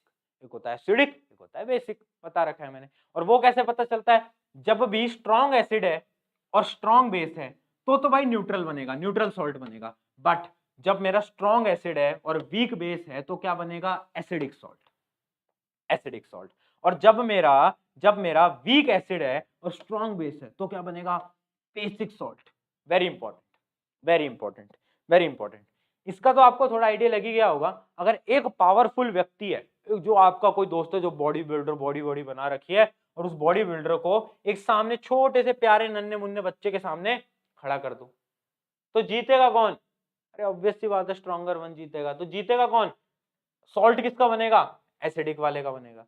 और अगर ये जो छोटा बच्चा था ये बड़ा हो गया और ये इससे भी ज्यादा तगड़ा बन गया, तो अब कौन जीतेगा? अब भाई बेसिक जीतेगा, अब वो छोटा बच्चा जीतेगा। तो ऑब्वियस सी बात है, दिस इज वेरी सिंपल, है ना। होपफुली इसमें किसी को कोई भी समस्या नहीं होगी। ठीक है, ये तो एक मीम है, इस मीम को रहने देते हैं। इस मीम का आपके अभी कोई काम नहीं है, आगे बढ़ते हैं। चलो, वैसे आजकल ना बहुत इंस्टाग्राम पे आजकल बहुत मीम देखते हैं साइंस वाले, तो मैं भी देख के मेरे को भी अच्छा लगता है कि यार बच्चे चलो साइंस के मीम भी आजकल पसंद कर रहे हैं। वरना आजकल तो वो टिकटॉक विकटॉक के स्टार्स ही बस नाच, इंस्टाग्राम पे पहले जब आया था ना इंस्टाग्राम रील ऑप्शन, तो सारे के सारे बस वही नाच गाना वाच गाना चलता रहता था। बट हाँ, अब देखा तो मेरे को भी लगा कि अच्छी चीज़ है कि साइंस वाले मीम चल रहे हैं और लोगों को क्यूरियोसिटी है जानने के लिए, वो एक बहुत अच्छी चीज़ है। चलो अब देखो बात करते हैं पीएच ऑफ सॉल्ट। अब पीएच ऑफ सॉल्ट कुछ भी नहीं है, एक चीज याद रखना, अगर मेरी सॉल्ट एसिडिक है तो ऑब्वियस सी बात है उसका पीएच क्या होगा? उसका पीएच 7 से कम होगा। देखो, अगर मेरी एसिडिक सॉल्ट है, एसिडिक सॉल्ट है, तो उसका पीएच क्या होगा? 7 से क्या होगा? कम होगा। तो 7 से क्या होगा? लेस देन होगा। 7 से क्या होगा? लेस देन होगा। अगर मेरी बेसिक है, बेसिक सॉल्ट है, तो उसका क्या होगा? पीएच ग्रेटर देन 7 होगा। और अगर मेरी बिल्कुल न्यूट्रलाइज्ड रिएक्शन हुई है, अगर मेरा जो सॉल्ट बना है वो न्यूट्रलाइज्ड है, ना एसिड है ना बेसिक है, न्यूट्रल है, तो क्या होगा? तो भाई 7 होगा पीएच। तो ये चीज यहाँ पर लिखी हुई है, आपको चीज समझ आई गई होगी, तो ज्यादा इसको नोट करने की समस्या है नहीं। ठीक है, ठीक है, आगे बढ़े। चलो आगे बढ़ जाते हैं। अगला क्या है? अगला है सम इंपॉर्टेंट सॉल्ट्स। अब देखो, अब आ रहा है इस चैप्टर का सबसे इंपॉर्टेंट टॉपिक, जिसमें से क्वेश्चन आने की चांसेस, मतलब ये जो चार चीजें हैं ना, चार नहीं पांच, इनमें से आपका एक सवाल तो आएगा ही आएगा, मतलब वन क्वेश्चन तो श्योर, वन क्वेश्चन डन है, पक्की बात है। मतलब आपके इसमें 3 नंबर का या फिर 4 नंबर का, 5 नंबर का एक सवाल तो आएगा, पक्की बात है, फॉर श्योर है। और ये चीज मैं आपको गारंटी से बता रहा हूँ, ये टॉपिक बहुत ज्यादा इंपॉर्टेंट है। इस टॉपिक को प्लीज ढंग से देखना, क्योंकि one of the most important topic है, one of the most most most important topic है। ठीक है, ठीक है, करें शुरू। चलो तो बात करते हैं कॉमन सॉल्ट की। कॉमन सॉल्ट क्या होता है? NaCl, जो हम घर में खाते हैं NaCl ही तो होता है। दूसरा क्या है? ब्लीचिंग पाउडर, अभी इसके बारे में लिखवाता हूँ। अगला क्या है? Baking soda. अगला क्या है? Washing soda. अगला क्या है? पीओपी। पीओपी क्या होता है? पीओपी आपके घर में आपने सुना होगा, आपके पापा या मम्मी बात करते हो, पीओपी करा लेते हैं घर के अंदर, प्लास्टर ऑफ पेरिस, पीओपी लगती है घर के अंदर, आपने शायद सुना होगा। थोड़ा हार्ड मटेरियल होता है पीओपी, हाँ तो बस वही वाली पीओपी। अब baking soda, washing soda, one of the most important, question आने के चांसेस बहुत ज्यादा है। ठीक है, तो सबसे पहले स्टार्ट करते हैं कॉमन सॉल्ट से। भैया क्या है कॉमन सॉल्ट? अरे घर में नमक खाते हो ना, उसके बारे में क्या बात करें भैया, उसके रिएक्शन पढ़ लेते हैं कि कॉमन सॉल्ट कैसे फॉर्म होता है, कॉमन सॉल्ट की प्रॉपर्टीज क्या होती हैं, क्योंकि प्रॉपर्टीज बहुत इंपॉर्टेंट है। ठीक है, तो उसकी प्रॉपर्टीज पढ़ लेते हैं। चलो यार, आ जाओ आ जाओ आ जाओ आ जाओ, एक रिएक्शन भी पढ़ेंगे, जल्दी आ जाओ। कॉमन सॉल्ट, अब देखो, आपको पता है कॉमन सॉल्ट होता क्या है? NaCl। अब जो आपकी एनसीईआरटी के अंदर एक एक्टिविटी है, वो एक्टिविटी बहुत प्यारी है। देखो एक्टिविटी को थोड़ा सा जूम इन करता हूं और आपको दिखाता हूं। एक्टिविटी में क्या दे रखा है? एक्टिविटी में बोला है कि 2 रॉड लगा दी। देखो इसके अंदर क्या करा, बीकर के अंदर पानी डाला, बीकर के अंदर पानी डाला, पानी के अंदर मैंने क्या करा, पानी के अंदर मैंने NaCl डाला, मैंने क्या डाला? नमक डाला। मैंने पानी कर लिया, पानी के अंदर मैंने नमक डाला। उसके बाद मैंने 2 रॉड लगा दी, 2 रॉड लगा दी, आपने साइंस के अंदर पढ़ा होगा, 2 रॉड लगा दी, है ना? ये गई एक और ये गई 2 रॉड, ये एक है ये दूसरी रॉड है, 2 रॉड लगा दी। एक है मेरा अनोड, एनोड, और एक है मेरा कैथोड, है ना? एक है मेरा एनोड, एक हो गया मेरा कैथोड। अब हुआ क्या, मैंने यार इस रॉड में इलेक्ट्रिसिटी पास कर दी, यहां पर मैंने बैटरी जोड़ दी, यहां पर मैंने बैटरी जोड़ दी। अब क्या हुआ? अब क्या हुआ? अरे इलेक्ट्रिसिटी आ रही है, आ रही है आ रही है आ रही है आ रही है। जैसे इलेक्ट्रिसिटी आएगी तो जो NaCl है और जो H2O है वो ब्रेक डाउन होने लगेगा, ब्रेक डाउन होने लगेगा। ये जो पानी के अंदर आपने नमक मिला है, ये ब्रेक डाउन होने लगेगा, टूटने लगेगा, टूटने लगेगा। एनोड साइड पर अट्रैक्ट हो रहे होंगे, है ना? एनोड साइड पे क्या हो रहा होगा? अपनी नेगेटिव चीजें अट्रैक्ट हो रही होंगी, कैथोड पे पॉजिटिव चीजें अट्रैक्ट हो रही होंगी, इधर से इधर, इधर का इधर।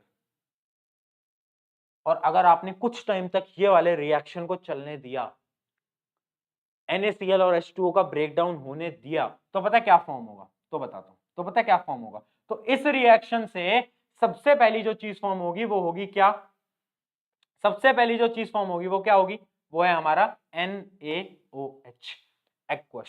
एक्वस का मतलब क्या है? पानी के अंदर मिला हुआ, NaOH, ठीक है, सोडियम हाइड्रोक्साइड। दूसरी क्या चीज फॉर्म होगी? वो होगी क्लोरीन गैस, और तीसरी हाइड्रोजन गैस।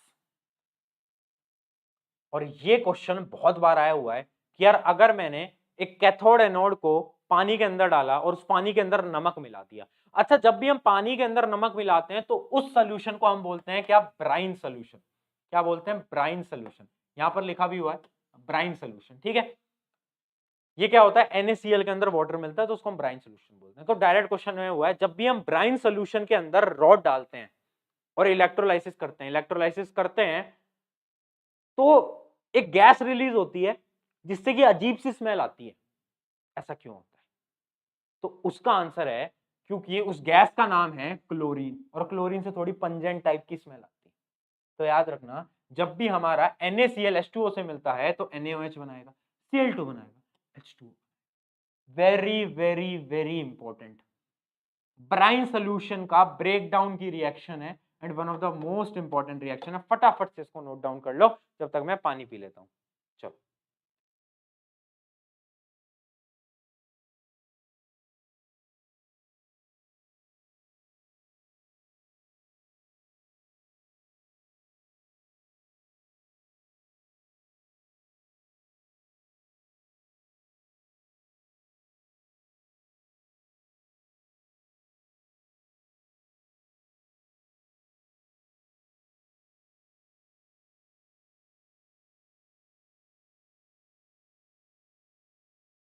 चलो आई गेस कि कर लिया होगा नोट, आगे बढ़ा जाए।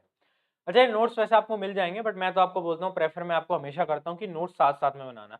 अच्छा, जितना हम पढ़ा रहे हैं वो एनसीईआरटी के लिए इनफ है, वो आपके बोर्ड्स के लिए इनफ है। उसके अलावा जो चीज आपको प्रैक्टिस करनी है वो मैं आपके लेक्चर के एंड में आपको बता रहा हूँ, ठीक है। आगे बात करते हैं किसकी, यूजेस ऑफ सोडियम हाइड्रोक्साइड। अब देखो वहां से फॉर्मेशन किसकी हुई, NaCl ब्राइन सोल्यूशन से फॉर्मेशन किसकी हुई, सोडियम हाइड्रोक्साइड, NaOH बाहर आया। तो उसका यूज क्या है, उसका यूज क्या है, यूज देखते हैं। Sodium hydroxide in its pure form which is white crystalline solid. याद रखना ये बहुत ज्यादा इंपॉर्टेंट प्रॉपर्टी है कि जो आपका सोडियम हाइड्रोक्साइड होता है ना, वो व्हाइट क्रिस्टल के फॉर्म में होता है और वो ओडोरलेस होता है, मतलब उसमें कोई स्मेल नहीं होती, नो स्मेल। ये आपको याद रखना है, ठीक है। जैसे आपको यहाँ पर दिख भी रहा है कि यहाँ पर रखे हुए हैं ऐसे गोले गोले से, ये क्या है, सोडियम हाइड्रोक्साइड। चलो आगे बात करते हैं। तो होता क्या है ना, जब NaCl को H2O से मिलाया तो ये बन के आया। तो इसका यूज क्या है, इसकी इंपॉर्टेंस क्या है, ये हम कर क्यों रहे हैं, why we are doing this. Scientist को क्या मजे आ रहे थे, साइंटिस्ट ने बोला कि सॉल्ट को पानी में मिला के ब्रेक डाउन करते हैं, उनके मन में आया। ऐसा नहीं होता, यूज होता है तभी तो करेंगे, ऐसे ऐसे कैसे कर देंगे। तो यूज क्या है, पहला क्या है, preparation of soaps and detergent. हाँ या ना बोल मित्र। अरे भाई NaOH, NaOH is a base. Base कहां काम आएगा, बेस काम आएगा सोप और डिटर्जेंट। दूसरा पेपर मेकिंग के में अंदर भी काम आता है, और तीसरा use in artificial fibres, artificial fibres के भी काम आता है। ये तीनों यूजेस बहुत इंपॉर्टेंट है एंड बहुत बार सवाल आया है। सबसे पहले तो सवाल आया कि NaOH जो होता है उसका ब्राइन सोल्यूशन से फॉर्मेशन कैसे होता है, उसमें तुम्हें रिएक्शन लिखोगे और उस प्रोसेस को एक्सप्लेन करोगे, वो जो मैंने अभी आपको दिखाया ऐसे 2 रॉड डिप करने वाला प्रोसेस। उसके बाद उसके यूजेस क्या होते हैं, तो उसके यूजेस ये 3 होते हैं। Very important, very important, please note down these are really very important, ठीक है।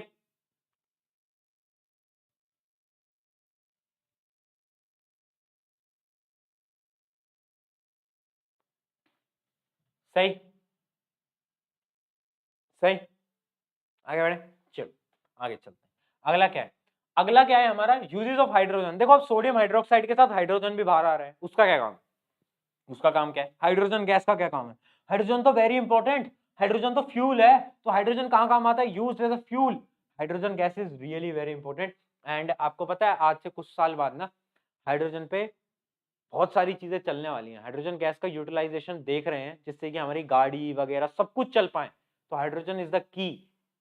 आगे आने वाली फ्यूचर में लोगों को ऐसा लगता है कि सोलर चलेगा, जो आपका सोलर टाइप का जो आजकल चलता है ना, कुछ गाड़ियां बन रही है जिसके अंदर सोलर पैनल ऊपर लग जाते हैं।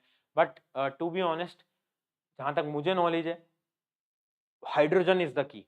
हाइड्रोजन फ्यूल की तरह काम होने वाला है एंड बहुत ज्यादा, मतलब सारी चीजें हाइड्रोजन पे हो जाएंगी, पेट्रोल वेट्रोल सब चला जाएगा, ठीक है। चलो, used as a fuel. Second क्या है, यूज्ड इन अ क्या, क्या भाई, एक मिनट एक मिनट एक minute, just a minute students, एक फोन बजने लग गया, एक कॉल आई है, जस्ट अ मिनट, फोन को थोड़ा सा साइलेंट कर लेते हैं, एक मिनट। चलो हो गया साइलेंट, हाँ। हाँ कहाँ थे हम, use as a fuel and use as the क्या, मार्गरीन, ठीक है, मार्गरीन। तीसरा क्या है, अमोनिया फॉर फर्टिलाइजर। अब ये जो H है, ये जो हाइड्रोजन है, ये क्या है ना, अमोनिया बनाने के भी काम आता है। अमोनिया, और अमोनिया किस में काम आता है, अमोनिया फर्टिलाइजर्स में काम आता है। तो अगर आपको ये 3 याद भी नहीं रहते, इसका मेजर यूज तो यही है, इसका मेजर यूज तो यही है। अगर आपको ये भी याद रहता है तो भी काम चल जाएगा, ठीक है। अब एक और चीज निकल रही थी, क्या, क्लोरीन। क्लोरीन क्या काम होती है, स्विमिंग करने जाते हो, आपके स्कूल में स्विमिंग पूल है, तो उनको क्लोरीन से साफ करा जाता है, आपको पता होगा। क्लोरीन डाला जाता है आपके वाटर के अंदर ताकि वो एकदम क्लीन हो जाए वाटर। उसके थोड़े हार्मफुल इफेक्ट भी होते हैं हमारी बॉडी पे, बट डाला जाता है ताकि आपका वाटर क्लीन हो पाए। तो यार यूज्ड इन वाटर ट्रीटमेंट सबसे पहले, उसके बाद स्विमिंग पूल्स के अंदर डाला जाता है। उसके अलावा क्या है, PVC, और हमारा क्या है, डिसइंफेक्टेंट्स, और क्या है हमारा CVC। अच्छा ये CVC क्या होता है, किसी को पता है, CFC, सॉरी CVC नहीं CFC, ये क्या होता है, क्लोरोफ्लोरोकार्बन। क्लोरोफ्लोरोकार्बन के भी काम आता है। और आगे क्या है, पेस्टिसाइड्स। तो जो क्लोरीन है ना एज अ गैस बहुत ज्यादा इंपॉर्टेंट है।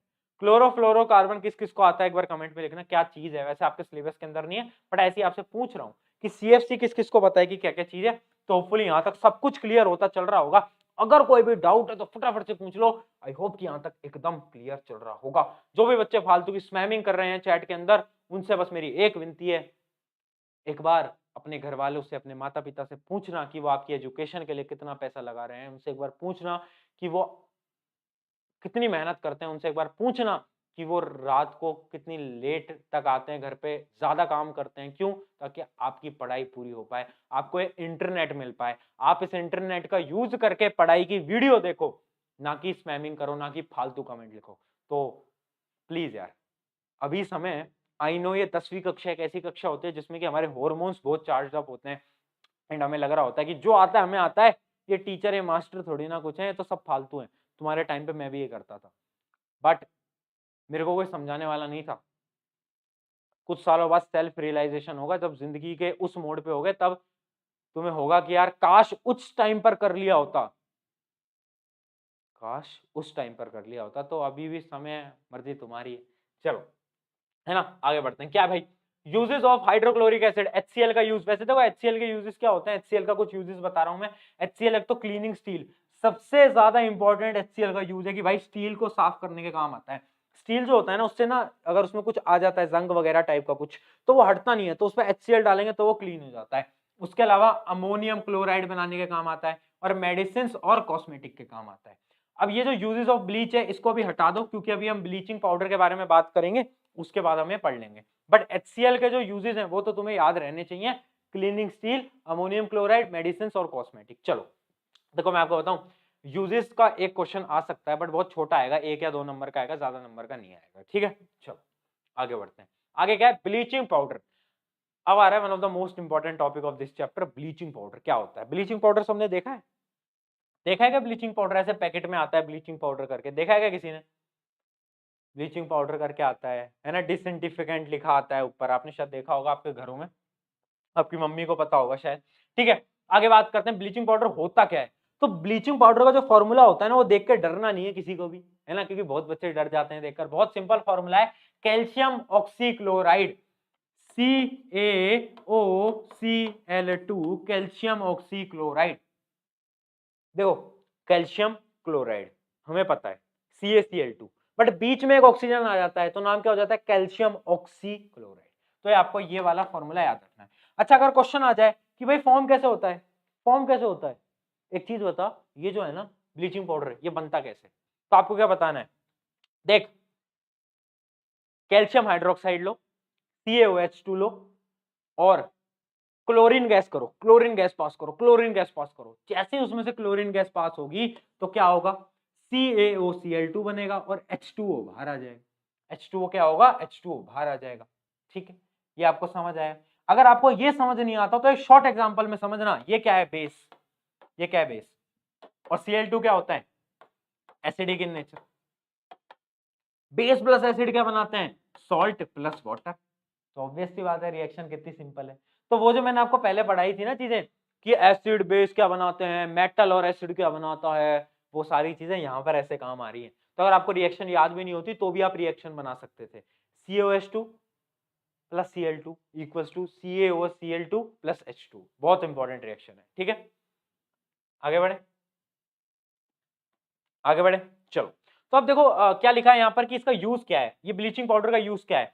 It is use for bleaching cotton, सबसे ज्यादा इंपॉर्टेंट यूज, कि भाई कॉटन को ब्लीच करने के काम आता है। ये तो हमने बहुत जगहों पे पढ़ा होगा कि ब्लीचिंग कॉटन के काम आता है ब्लीचिंग पाउडर। उसके अलावा क्या आता है, it is use as an oxidizing agent. ये वाला पॉइंट आपको याद रखना है कि इस पर पता क्वेश्चन आया था, एक बहुत प्यारा क्वेश्चन आया था। क्वेश्चन ये था कि मतलब आपको डायरेक्टली गिवन नहीं था कि ब्लीचिंग पाउडर, आपको गिवन था a substance that is used as a oxidizing agent in a chemical industry, और उसमें लिखना था कि ये सब्सटेंस कौन सा है। तो अगर आपको नहीं पता होता कि bleaching powder is oxidizing agent in a chemical industry, आप नहीं कर पाते। तो इस टाइप का क्वेश्चन आता है कि कौन सा सब्सटेंस है जो कि ऑक्सीडाइजिंग एजेंट की तरह यूज करता है, और उसका फॉर्मूला लिखो। तो क्या होता है, ब्लीचिंग पाउडर CaOCl2। कैसे फॉर्म होता है, कैल्शियम हाइड्रोक्साइड, Cl2 निकलता है और ये दो चीजें बनती हैं। ठीक है, क्लियर है, क्लियर है। और लास्ट इसका पॉइंट है, it can be used as a disinfection of the water, but इसका कोई काम नहीं है, ये ज्यादा आपके काम नहीं आएगा। क्यों? क्योंकि यार ये इसलिए काम कर रहा है ऐसा क्योंकि इसके अंदर क्लोरीन का प्रेजेंस है। जिस भी ऑब्जेक्ट के अंदर, ऑब्जेक्ट नहीं सॉरी, मेटल के अंदर या फिर जिस भी कंपाउंड के अंदर क्लोरीन होगा तो वो पानी साफ करने के काम तो आएगा ही आएगा। क्लियर है? कोई डाउट, कोई समस्या ब्लीचिंग पाउडर में? चलो अब बात करेंगे बेकिंग सोडा और washing soda. Washing powder Nirma, washing powder Nirma, वो वाला नहीं, दूसरा। अब ना दो चीजें लिखता हूं, है ना, और मेरे को आप बताना।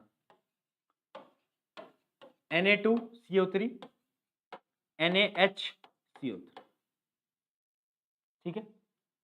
ठीक है, सोडियम बाइकार्बोनेट और सोडियम हाइड्रोजन कार्बोनेट, ये दो चीजें। इनमें से एक जो है ना वो तो है वॉशिंग सोडा,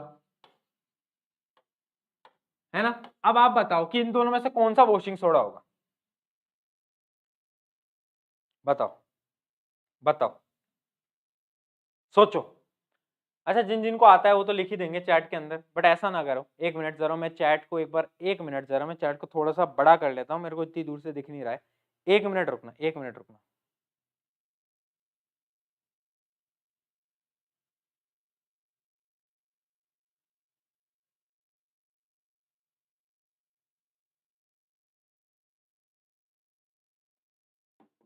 चलो देखो, एक क्या बोल रहा था मैं, एक तो है वॉशिंग सोडा और दूसरा एक है बेकिंग सोडा। अब आप बताओ कौन सा है? एक है बेकिंग सोडा। और ये चीज ना बहुत बच्चे कंफ्यूज होते हैं इसके अंदर। देखो मेरे मित्र, आपको एक ट्रिक बताता हूं, एक ट्रिक बताता हूं। NaHCO3 के अंदर हाइड्रोजन आ रहा है, हाइड्रोजन, हाइड्रोजन, हाइड्रोजन। एक चीज बताओ, ये हाइड्रोजन है, हाइड्रोजन से आपको क्या क्लिक होता है? हाइड्रोजन से भैया मुझे क्लिक होता है वाटर, H2O। H2O का मतलब है पानी, पानी, पानी। वॉशिंग के अंदर पानी का काम होता है, वॉशिंग के अंदर पानी का काम होता है।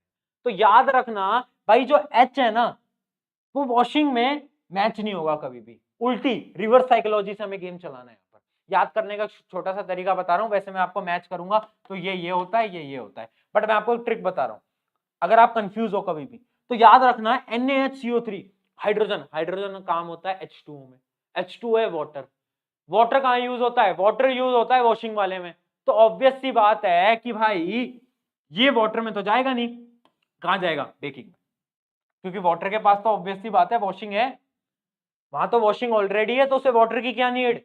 वाटर कहां जाएगा? बेकिंग में। एक ट्रिक है याद करने की अगर कंफ्यूज होते हो। दूसरा क्या बचता है? दूसरा अपना ये बचता है, तो ये कहां जाएगा? ये ऑब्वियस सी बात है, ये अपना वॉशिंग में जाएगा। क्यों? क्योंकि इसके अंदर कोई हाइड्रोजन ही नहीं है, नो हाइड्रोजन, नो हाइड्रोजन। तो एक ट्रिक बताइए मैंने आपको याद करनी है, बाकी आपके छोटे छोटे मेथड होंगे वो आप अपने अकॉर्डिंग कर सकते हो, बट कंफ्यूज नहीं होना। Na2CO3 is a washing, NaCO3 is a baking. इस बात को आपको याद रखना है, वेरी इंपॉर्टेंट। चलो तो अब पहला क्वेश्चन आता है कि जो बेकिंग सोडा होता है ना NaCO3, वो फॉर्म कैसे होता है? How does it form? And very important reaction, तो समझेंगे। सबसे पहले हम क्या करेंगे? सॉल्ट लेंगे, उसको पानी में मिलाएंगे, मतलब ब्राइन सोल्यूशन। याद आया? Brine solution, brine solution NaCl+H2O, brine solution. तो हमने क्या लिया? ब्राइन सोल्यूशन लिया। ब्राइन सोल्यूशन में से हमने क्या करा? अमोनिया को पास कराया NH3 और CO2 को पास कराया। याद रखना, ब्राइन सोल्यूशन में अमोनिया पास करानी है और CO2 पास करानी है, तो हमारा क्या बनेगा? NH4Cl plus NaHCO3। तो ये क्या बन के आ गया? ये हमारा बन के आ गया बेकिंग सोडा। ठीक है, घरों में बहुत जगह यूज होता होगा बेकिंग सोडा, जब आपको पकोड़े वकोड़े कुछ बनाने होते होंगे उस समय यूज होता है ना। I am not sure, but हाँ यूज होता तो है, मेरे घर में भी है ना, बट हाँ कहाँ यूज होता है उसका मेरे को इतना आइडिया नहीं है, बट हाँ होता है। चलो तो NaCl आप ये समझ गए कि कैसे फॉर्म होता है। ये रिएक्शन याद होनी चाहिए मित्रों, ऐसा नहीं है कि भैया ये सब याद करना है, हाँ याद करना है। और बहुत सिंपल तरीका है, ब्राइन सोल्यूशन, अमोनिया, CO2 मिलाया, क्या बन के आया? हाथ में आ गया बेकिंग सोडा। दूसरा क्या आ गया? NH4Cl। Very simple, very easy. अब एक चीज बता दो, अगला क्या है? अगर मैं मेरे बेकिंग सोडा को हीट करूं, गरम करूं, गरम करूं, गरम करूं, तो क्या होगा? तो क्या होगा? अगर मैं इसको हीट करूंगा तो ये जो है ना, ये बना देगा वॉशिंग सोडा Na2CO3 प्लस क्या बनाएगा? ये बनाएगा H2O प्लस CO2। याद रखना, याद रखना, very important. This two reactions are very important, and ये दो रिएक्शन तो हम मिस कर ही नहीं सकते। ये ऐसी रिएक्शन है जो हम नहीं छोड़ सकते। कौन सी? NaHCO3 को अगर मैं निकालूंगा तो क्या बनेगा? Na2CO3 plus H2O plus CO2। Very important, ठीक है, नोट हो गया? नोट हो गया, याद रखना है। ये क्या है हमारा? Baking soda. कैसे फॉर्म हुआ? और अगर बेकिंग सोडा को हीट करूंगा तो वॉशिंग सोडा ऑटोमेटिकली आ जाएगा। इस प्रोसीजर को याद करना। अगर आप ढंग से आज की बातें सुन रहे हो, आपको आज के लेक्चर के बाद याद करने की जरूरत ही नहीं पड़ेगी चीजें, ये मेरी गारंटी है, ठीक है। चलो आगे चलते हैं। अच्छा, एक बार जोश मीटर लिख दो। जोश कैसा है भैया? जोश खत्म हो गया क्या? Tata bye bye goodbye हो गया? Tata bye bye goodbye हो गया? जोश बच रहा है? अभी तो बच रहा है भैया, अभी तो 100 लिख रहे हैं बच्चे, अभी तो जोश बच रहा है। कितना जोश है लिखो एक बार चैट सेक्शन के अंदर। सभी लिखेंगे? सभी लिखेंगे? बढ़िया बढ़िया बढ़िया, अभी तो जोश है। चलो आगे चलते हैं, आगे चलते हैं मित्रों। आगे क्या है? आगे हमारा वॉशिंग बेकिंग सोडा। अब देखो जो बेकिंग सोडा है ना, वो कैसे बना? अच्छा, बेकिंग सोडा तो हमने पढ़ लिया कैसे बना, है ना। और बेकिंग सोडा से क्या बनता है हमारा? Washing soda. ये भी हमने पढ़ लिया हीट करने से। अब यूजेस पढ़ लेते हैं। बेकिंग सोडा के यूज क्या है?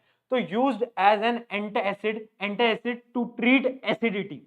आपने देखा होगा, पता नहीं आपके घर में करते हैं नहीं करते, मेरे घर में करते थे जब मैं छोटा होता था। मुझे इसलिए याद है, जब आपके हाथ पे कभी वो मधुमक्खी या कुछ ऐसा काटा है जिसके अंदर एसिड होता है, तो आपके हाथ पे ये बेकिंग सोडा लगाते थे। क्यों? क्योंकि ये बेकिंग सोडा जो होता है ना, वो बेस होता है और वो एसिडिटी को कम कर देता है। और बोलते भी है बेकिंग सोडा जो होता है वो इनो वगैरह के अंदर भी होता है, तो इनो खाते हैं तो एसिडिटी, पेट की जो एसिडिटी होती है, स्टमक एसिडिटी, वो कम हो जाती है। तो क्या होता है, इसके अंदर बेसिक नेचर है। तो याद रखना इसका जो नेचर है वो बेसिक है।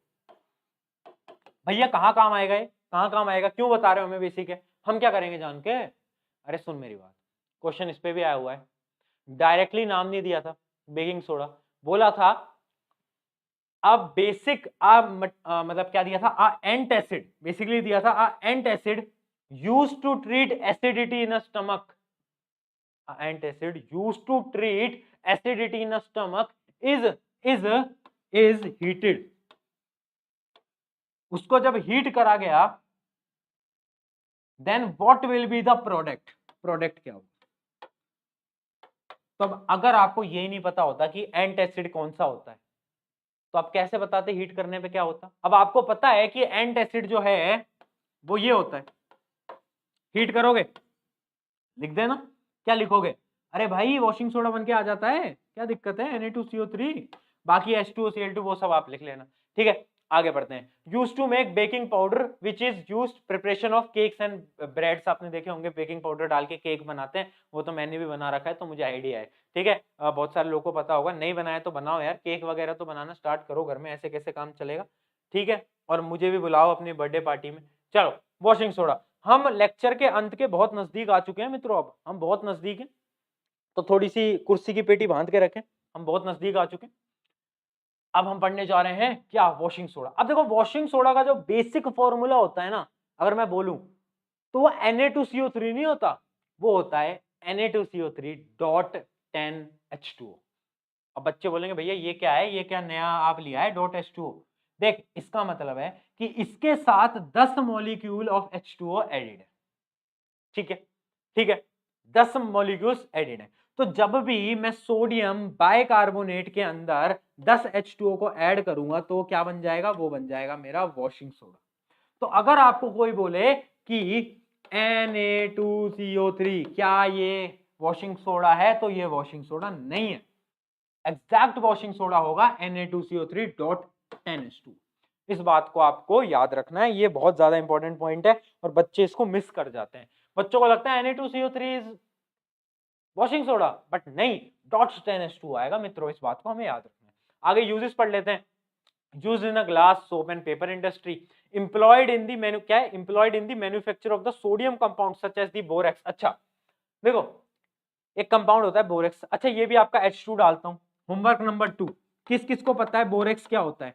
ये जितने भी मैं होमवर्क दे रहा हूं ना, वो आपके कोर्स से उतने रिलेटेड नहीं है, ये एक्स्ट्रा नॉलेज के लिए होमवर्क दे रहा हूं, ठीक है। जिनको आता है वो आता है। तो बोरेक्स कंपाउंड क्या होता है, उसका फॉर्मूला आपको कमेंट में लिखना है अगर लिख पाते हो, वरना अपने घर के नोटबुक में जरूर एक बार कंपाउंड सर्च कर लेना यूट्यूब के ऊपर या गूगल के ऊपर, बोरेक्स क्या होता है। तो आपको पता होना चाहिए कि ये जो होता है ना हमारा, ये यूज होता है in the formation of borax. ठीक है, बहुत अच्छा कंपाउंड होता है बोरेक्स, देखना। Used to remove permanent hardness of the water, very important, very important. जो आपका पानी होता है ना, उसकी हार्डनेस को रिमूव करने के लिए, परमानेंट हार्डनेस, जो उसके अंदर, भैया वो हार्डनेस क्या होता है, पानी तो हार्ड ही नहीं होता, मूर्ख, वो वाला हार्डनेस नहीं।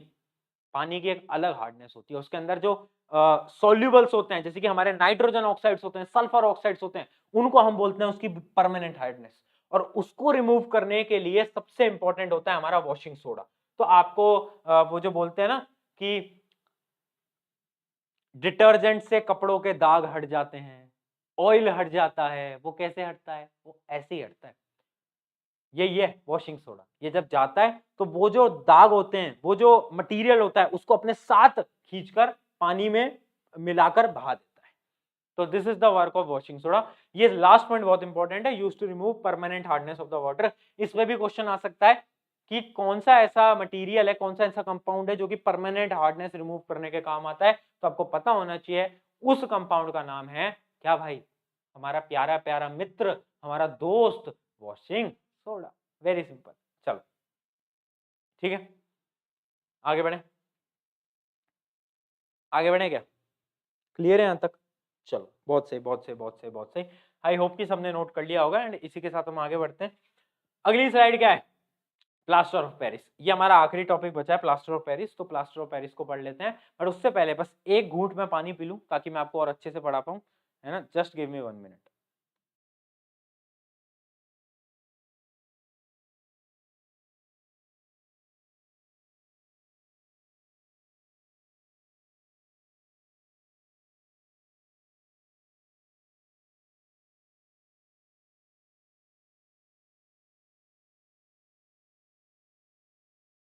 चलो कहां पर आ गए, प्लास्टर ऑफ पेरिस। अब देखो प्लास्टर ऑफ पेरिस क्या होता है, पीओपी। आपने देखा होगा आपके घरों की सीलिंग वॉल्स में पीओपी यूज होता है। देखो पीओपी होता क्या है, पीओपी का सबसे पहले फॉर्मूला पढ़ो। फॉर्मूला देखो, सबसे पहले स्क्रीन पे देखो, स्क्रीन पे देखो, CaSO4 dot half H2 dot half H2। Very important, very important, क्योंकि अगर ये हाफ H2 नहीं होता ना, तो ये पीओपी नहीं होता। Dot half H2, this formula is really important. अब देखो मैं आपको बताता हूं, इसका अगर आपको नाम जानना है, पीओपी के इस फॉर्मूले का नाम जानना है, तो ये है कैल्शियम सल्फेट हेमीहाइड्रेट। हेमीहाइड्रेट का मतलब क्या है, हाफ H2, ठीक है, हेमीहाइड्रेट। अब देखो ये पीओपी बनता कैसे है, पीओपी बनता है जब हम जिप्सम को, या फिर गिप्सम बोलते हैं कुछ लोग, जिप्सम बोलते हैं कुछ लोग, तो जब हम गिप्सम को 373 केल्विन पे हीट करते हैं। ये वैल्यू भी बहुत इंपॉर्टेंट है। क्वेश्चन आता है हाउ पीओपी इज फॉर्म्ड, तो आपको पता होना चाहिए, गिप्सम हम उठाते हैं, गिप्सम को हम उठाते हैं और उसको हम हीट करते हैं 373 डिग्री केल्विन पे। जब क्या होता है, जब उसको हीट करते हैं तो उसके वाटर मॉलिक्यूल्स कुछ निकलते हैं, एंड जो बच जाता है वो बचता है पीओपी, और उसका फाइनल फॉर्मूला बचता है COSO4 dot half H2। Very important, very important, ठीक है, ठीक है। प्लास्टर ऑफ पेरिस के बारे में आपके सिलेबस के अंदर इतना कुछ नहीं है, बस आपके बारे में यही है कि यार कैसे फॉर्म होता है, तो आपको पता होना चाहिए इसका फॉर्मूला, इसका नाम, और इसकी फॉर्मेशन, और उसके बाद इसके यूजेस, बस इतना सा है। अब इसके यूजेस क्या है, it is used to fix gaps in the wall roofs, मतलब आपके जो दीवारों के अंदर वो हो जाते हैं ना छेद वगैरह, तो पीओपी डाल देते हैं, पीओपी अंदर स्टक हो जाता है और वो उसको फिल कर देता है। उसके अलावा यूज्ड इन मेकिंग क्या है, सेवरल ऑर्नामेंट्स, आपने देखे होंगे मूर्तियां बनती हैं, स्टैचूज बनते हैं, वो पीओपी के बन रहे होते हैं। उसके अलावा क्या है, use in designing products for the fire protection system, तो फायर प्रोटेक्शन सिस्टम के भी प्रोडक्ट्स को डिजाइन करने के काम आता है। ठीक है, क्लियर है, क्लियर है मित्रों, क्लियर है? जल्दी बोले भाई, हाँ या ना बोले, हाँ या ना बोले, हाँ या ना बोले। चलिए आगे देखते हैं। अब आज का आखिरी टॉपिक, वाटर ऑफ क्रिस्टलाइजेशन। कुछ नहीं है, कुछ नहीं है, ये इतनी ऐसी चीज है ना जो कि बच्चों को आज तक समझ नहीं है। भैया what is water of crystallization, स्कूलों में पढ़ाया नहीं जाता, और कभी कभार क्वेश्चन आ जाता है वाटर ऑफ क्रिस्टलाइजेशन, और लोगों को पता नहीं क्या होता है। तो बहुत सिंपल सी भाषा में समझाऊं, डेफिनेशन टर्म्स में नहीं समझाऊंगा, आसान टर्म्स में समझाऊंगा। देख बहुत सिंपल है, वाटर ऑफ क्रिस्टलाइजेशन का मतलब है, जैसे अभी हमने पीओपी पढ़ा, अच्छा ये पेन तो आपको दिख ही नहीं रहा होगा, एक मिनट, जैसे हमने पीओपी पढ़ा, ये तो इसके अंदर क्या हुआ, इसके अंदर ये वाटर के साथ एक फॉर्मेशन करता है, पानी के साथ ऐड होता है और क्रिस्टल की फॉर्म में आता है, सॉलिड फॉर्म में आता है। तो इसी प्रोसेस को बोलते हैं वाटर ऑफ क्रिस्टलाइजेशन। अगर मैं और छोटी डेफिनेशन बताऊं तो ये होता है कि जब हमारा crystal salts with water, crystal salts with water of crystallization, मतलब जब भी हमारा कोई सॉल्ट जो है वो वाटर के साथ क्रिस्टल की फॉर्म में होता है। ये मेरा सॉल्ट है और इसमें मैंने अगर कुछ पानी मिला दिया तो वो क्रिस्टल की फॉर्म में हो गया, सॉलिड फॉर्म में हो गया, तो उस प्रोसेस को हम बोलते हैं वाटर ऑफ क्रिस्टलाइजेशन, जैसे कि पीओपी CaSO4.H2O। तो ये होता है क्रिस्टलाइजेशन। इसकी डेफिनेशन बहुत गंदी है, समझ भी नहीं आती। देखो, the water of crystallization means having a constant range of molecules existing in 1 unit of salt. जबकि अगर मैं बोलूं तो आप इसकी वो वाली डेफिनेशन लिख के आना जो मैं आपको समझा रहा हूं, वो ज्यादा बेस्ट रहेगी। अगर आप याद कर सकते हो वेल एंड गुड है, बट याद नहीं कर सकते तो वो वाली डेफिनेशन लिख के आना कि ऐसे जो क्रिस्टल फॉर्मेट में रह सकते हैं वाटर के मॉलिक्यूल के साथ, वो क्या होता है, वाटर ऑफ क्रिस्टलाइजेशन। ये चीज आपको समझ आनी चाहिए, ठीक है? क्लियर है? क्लियर है? Different names of the water crystallization are, मतलब वाटर ऑफ क्रिस्टलाइजेशन के और भी नाम है, जैसे कि क्या है, क्रिस्टलाइजेशन वाटर, या तो वाटर ऑफ हाइड्रेशन, ये भी बोलते हैं, वाटर ऑफ हाइड्रेशन भी इसका नाम है। तो अगर क्वेश्चन आता है, वैसे ना के बराबर चांसेस आने की, बट आता है तो आपको ये पता होना चाहिए, ठीक है? क्लियर है? क्लियर है भाई? किसी का कोई डाउट बताएं, किसी का कोई डाउट जल्दी बोलें भाई, किसी का कोई भी समस्या, किसी का कोई भी डाउट, बोलो बोलो बोलो बोलो बोलो। बढ़िया। तो इसी के साथ बड़ा ही सुख में मैं आपको कहना चाहता हूं, खत्म, tata bye bye goodbye. इसी के साथ ये चैप्टर हुआ समाप्त। अब क्या चैप्टर पूरी तरीके से समाप्त है? नहीं नहीं नहीं नहीं, मेरी बात सुन, मेरी बात सुन लो, मेरी बात सुन। देखो, सबसे पहले तो आपको इसके बाद एनसीईआरटी पढ़ने की जरूरत नहीं आने वाली, अगर आपने ये सारी चीजें नोट करी हैं। आपको एनसीईआरटी से एक दो चीजें पढ़नी है। सबसे पहली चीज, आपके एनसीईआरटी के अंदर जो एक्सरसाइज होती है, मतलब वो वाली एक्सरसाइज नहीं, जो एक्टिविटी वाली होती है, एक्टिविटी जो होती है बीच बीच में एक्टिविटीज होती है ना, एक्टिविटी, वो एक्टिविटी वैसे मैंने यहां पर कवर करा दी है, बट सारी एक्टिविटीज कवर नहीं हुई है, एक दो मिसिंग है, तो वो एक्टिविटीज आपको ऊपर ऊपर से देख लेनी है, जितनी भी एक्टिविटीज आपकी एनसीईआरटी के अंदर है, ठीक है? आपको वो देख लेनी है। अगर आप चाहते हो कि एक्टिविटीज के ऊपर मैं एक सेशन लूं तो आप मुझे कमेंट में जरूर बताना, ठीक है? पहले बट एक बार आप देखना, अगर आपको समझ आता है वेल एंड गुड। अगर आप चाहते हो कि मैं ही एक सेशन ले लूं सारी एक्टिविटीज पे, जैसे पिछले चैप्टर में करा था, तो आप मुझे बता देना। दूसरा काम क्या करना है? दूसरा काम आपको सबसे पहले हमारी क्या करना है, प्रैक्टिस बुकलेट उठानी है। प्रैक्टिस बुकलेट के नीचे लिंक है, प्रैक्टिस बुक उठानी है जो कि फ्री ऑफ कॉस्ट है, और उसमें एमसीक्यू करने हैं, असर्शन रीजनिंग करनी है, और उसके बाद केस बेस्ड क्वेश्चन कर लेंगे, ठीक है? जैसे ही ये सब हो जाता है तो उसके बाद आपको पीवाईक्यू की एक हमारी बुकलेट है, उससे पीवाईक्यू कर लेंगे। जितना मैंने पढ़ाया वो आपके पूरे बोर्ड एग्जामिनेशन के लिए इनफ है, बट फिर भी आपको प्रैक्टिस करना बहुत इंपॉर्टेंट है। अगर आप आज प्रैक्टिस नहीं करोगे मेरे मित्रों, आप भूल जाओगे। इसलिए आप देखना, एमसीक्यू कर लो, असर्शन रीजनिंग, केस बेस्ड और पीवाईक्यू, ये चीजें आपको करनी है, ठीक है?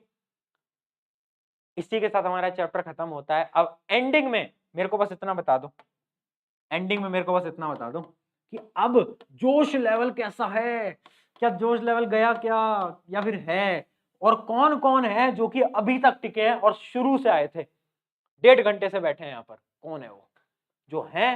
तुम भाई बहुत अच्छा कर रहे हो और तुम लोगों से आगे निकल रहे हो। ये वो लोग हैं जो आज तुम पे ताना मारते रहते होंगे कि घर में बैठा रहता है, खेलने नहीं आता, बाहर कुछ नहीं कर रहा, क्या कर रहा है ये। जिस दिन तुम्हारा रिजल्ट आएगा उस दिन सब शांत हो जाएंगे, सब शांत हो जाएंगे। करो मेहनत यार, लगे रहो यार, दिन रात लगा दो अपनी, और दिखा दो कि भाई जिसको तुम कहते थे ना कि घर से बाहर नहीं आता, क्या कर रहा है, अभी तो बोर्ड में बहुत टाइम है, देख ऐसे 98 लाई जाती है, देख। दिखाना है ना उनको, दिखा देंगे, दिखा देंगे। शुक्रिया एवरीवन। मेरा नाम है प्रशांत, मैं आप सभी का अपना प्रशांत भैया। यहाँ पर लेक्चर से लेकर, नोट्स से लेकर, बुकलेट से लेकर, पीवाईक्यू बुकलेट से लेकर, हर एक चीज हम फ्री में देते हैं। हमने आज तक एक भी चीज के पैसे नहीं लिए और ना आगे हम ले रहे होंगे। सैंपल पेपर भी आ रहे हैं इसके बाद, एंड वो भी फ्री ऑफ कॉस्ट में आ रहे हैं। तो ये शायद मेरी तरफ से एक पहल है, एक रेवोल्यूशन की पहल है कि अगर हम एक कंटेंट से लेकर 100 कंटेंट तक फ्री में दे पाएँ बच्चों को, क्योंकि मेरे टाइम पे मुझे ऐसा नहीं मिला एंड उस चक्कर में मैंने बहुत चीज़ें फेस करी। आज एक ऐसा ऑर्गेनाइज़ेशन मैं बिल्ड कर रहा हूँ, जो कि ऑर्गेनाइज़ेशन बच्चों की मदद कर रहा है। हमारे यहाँ पर जितने भी लोग काम करते हैं ना, वो जो आपका जो पीपीटी कंटेंट बनाते हैं, वो लोग ऐसे हैं ना जो कि बस इतना पूछते हैं कि सर आज क्या करना है? आज का काम क्या है ये बताओ। ऑब्वियस सी बात है, मैं उन्हें सैलरी देता हूँ बट उनका मेन मोटिव है स्टूडेंट्स के लिए काम करना, जो कि मुझे दिखता है। हम सब एक कॉमन मोटिव पे हैं। अगर आपको ये कॉमन मोटिव पसंद आया है, तो चैनल सब्सक्राइब कर सकते हो तो मुझे अच्छा लगेगा। अगर नहीं कर सकते, अपने एक मित्र के साथ वीडियो को शेयर कर देना, इस सेशन को शेयर कर देना एंड इंस्टाग्राम की लिंक होगी डिस्क्रिप्शन में। ये है मेरी इंस्टाग्राम आईडी prashant_KIRAT।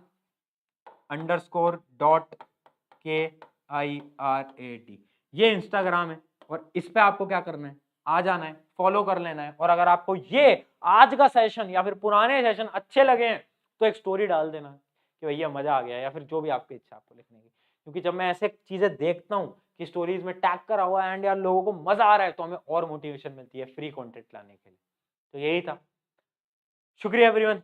चलो अगले लेक्चर में मिलते हैं एंड अगला लेक्चर आपका केमिस्ट्री का तीसरा लेक्चर आएगा।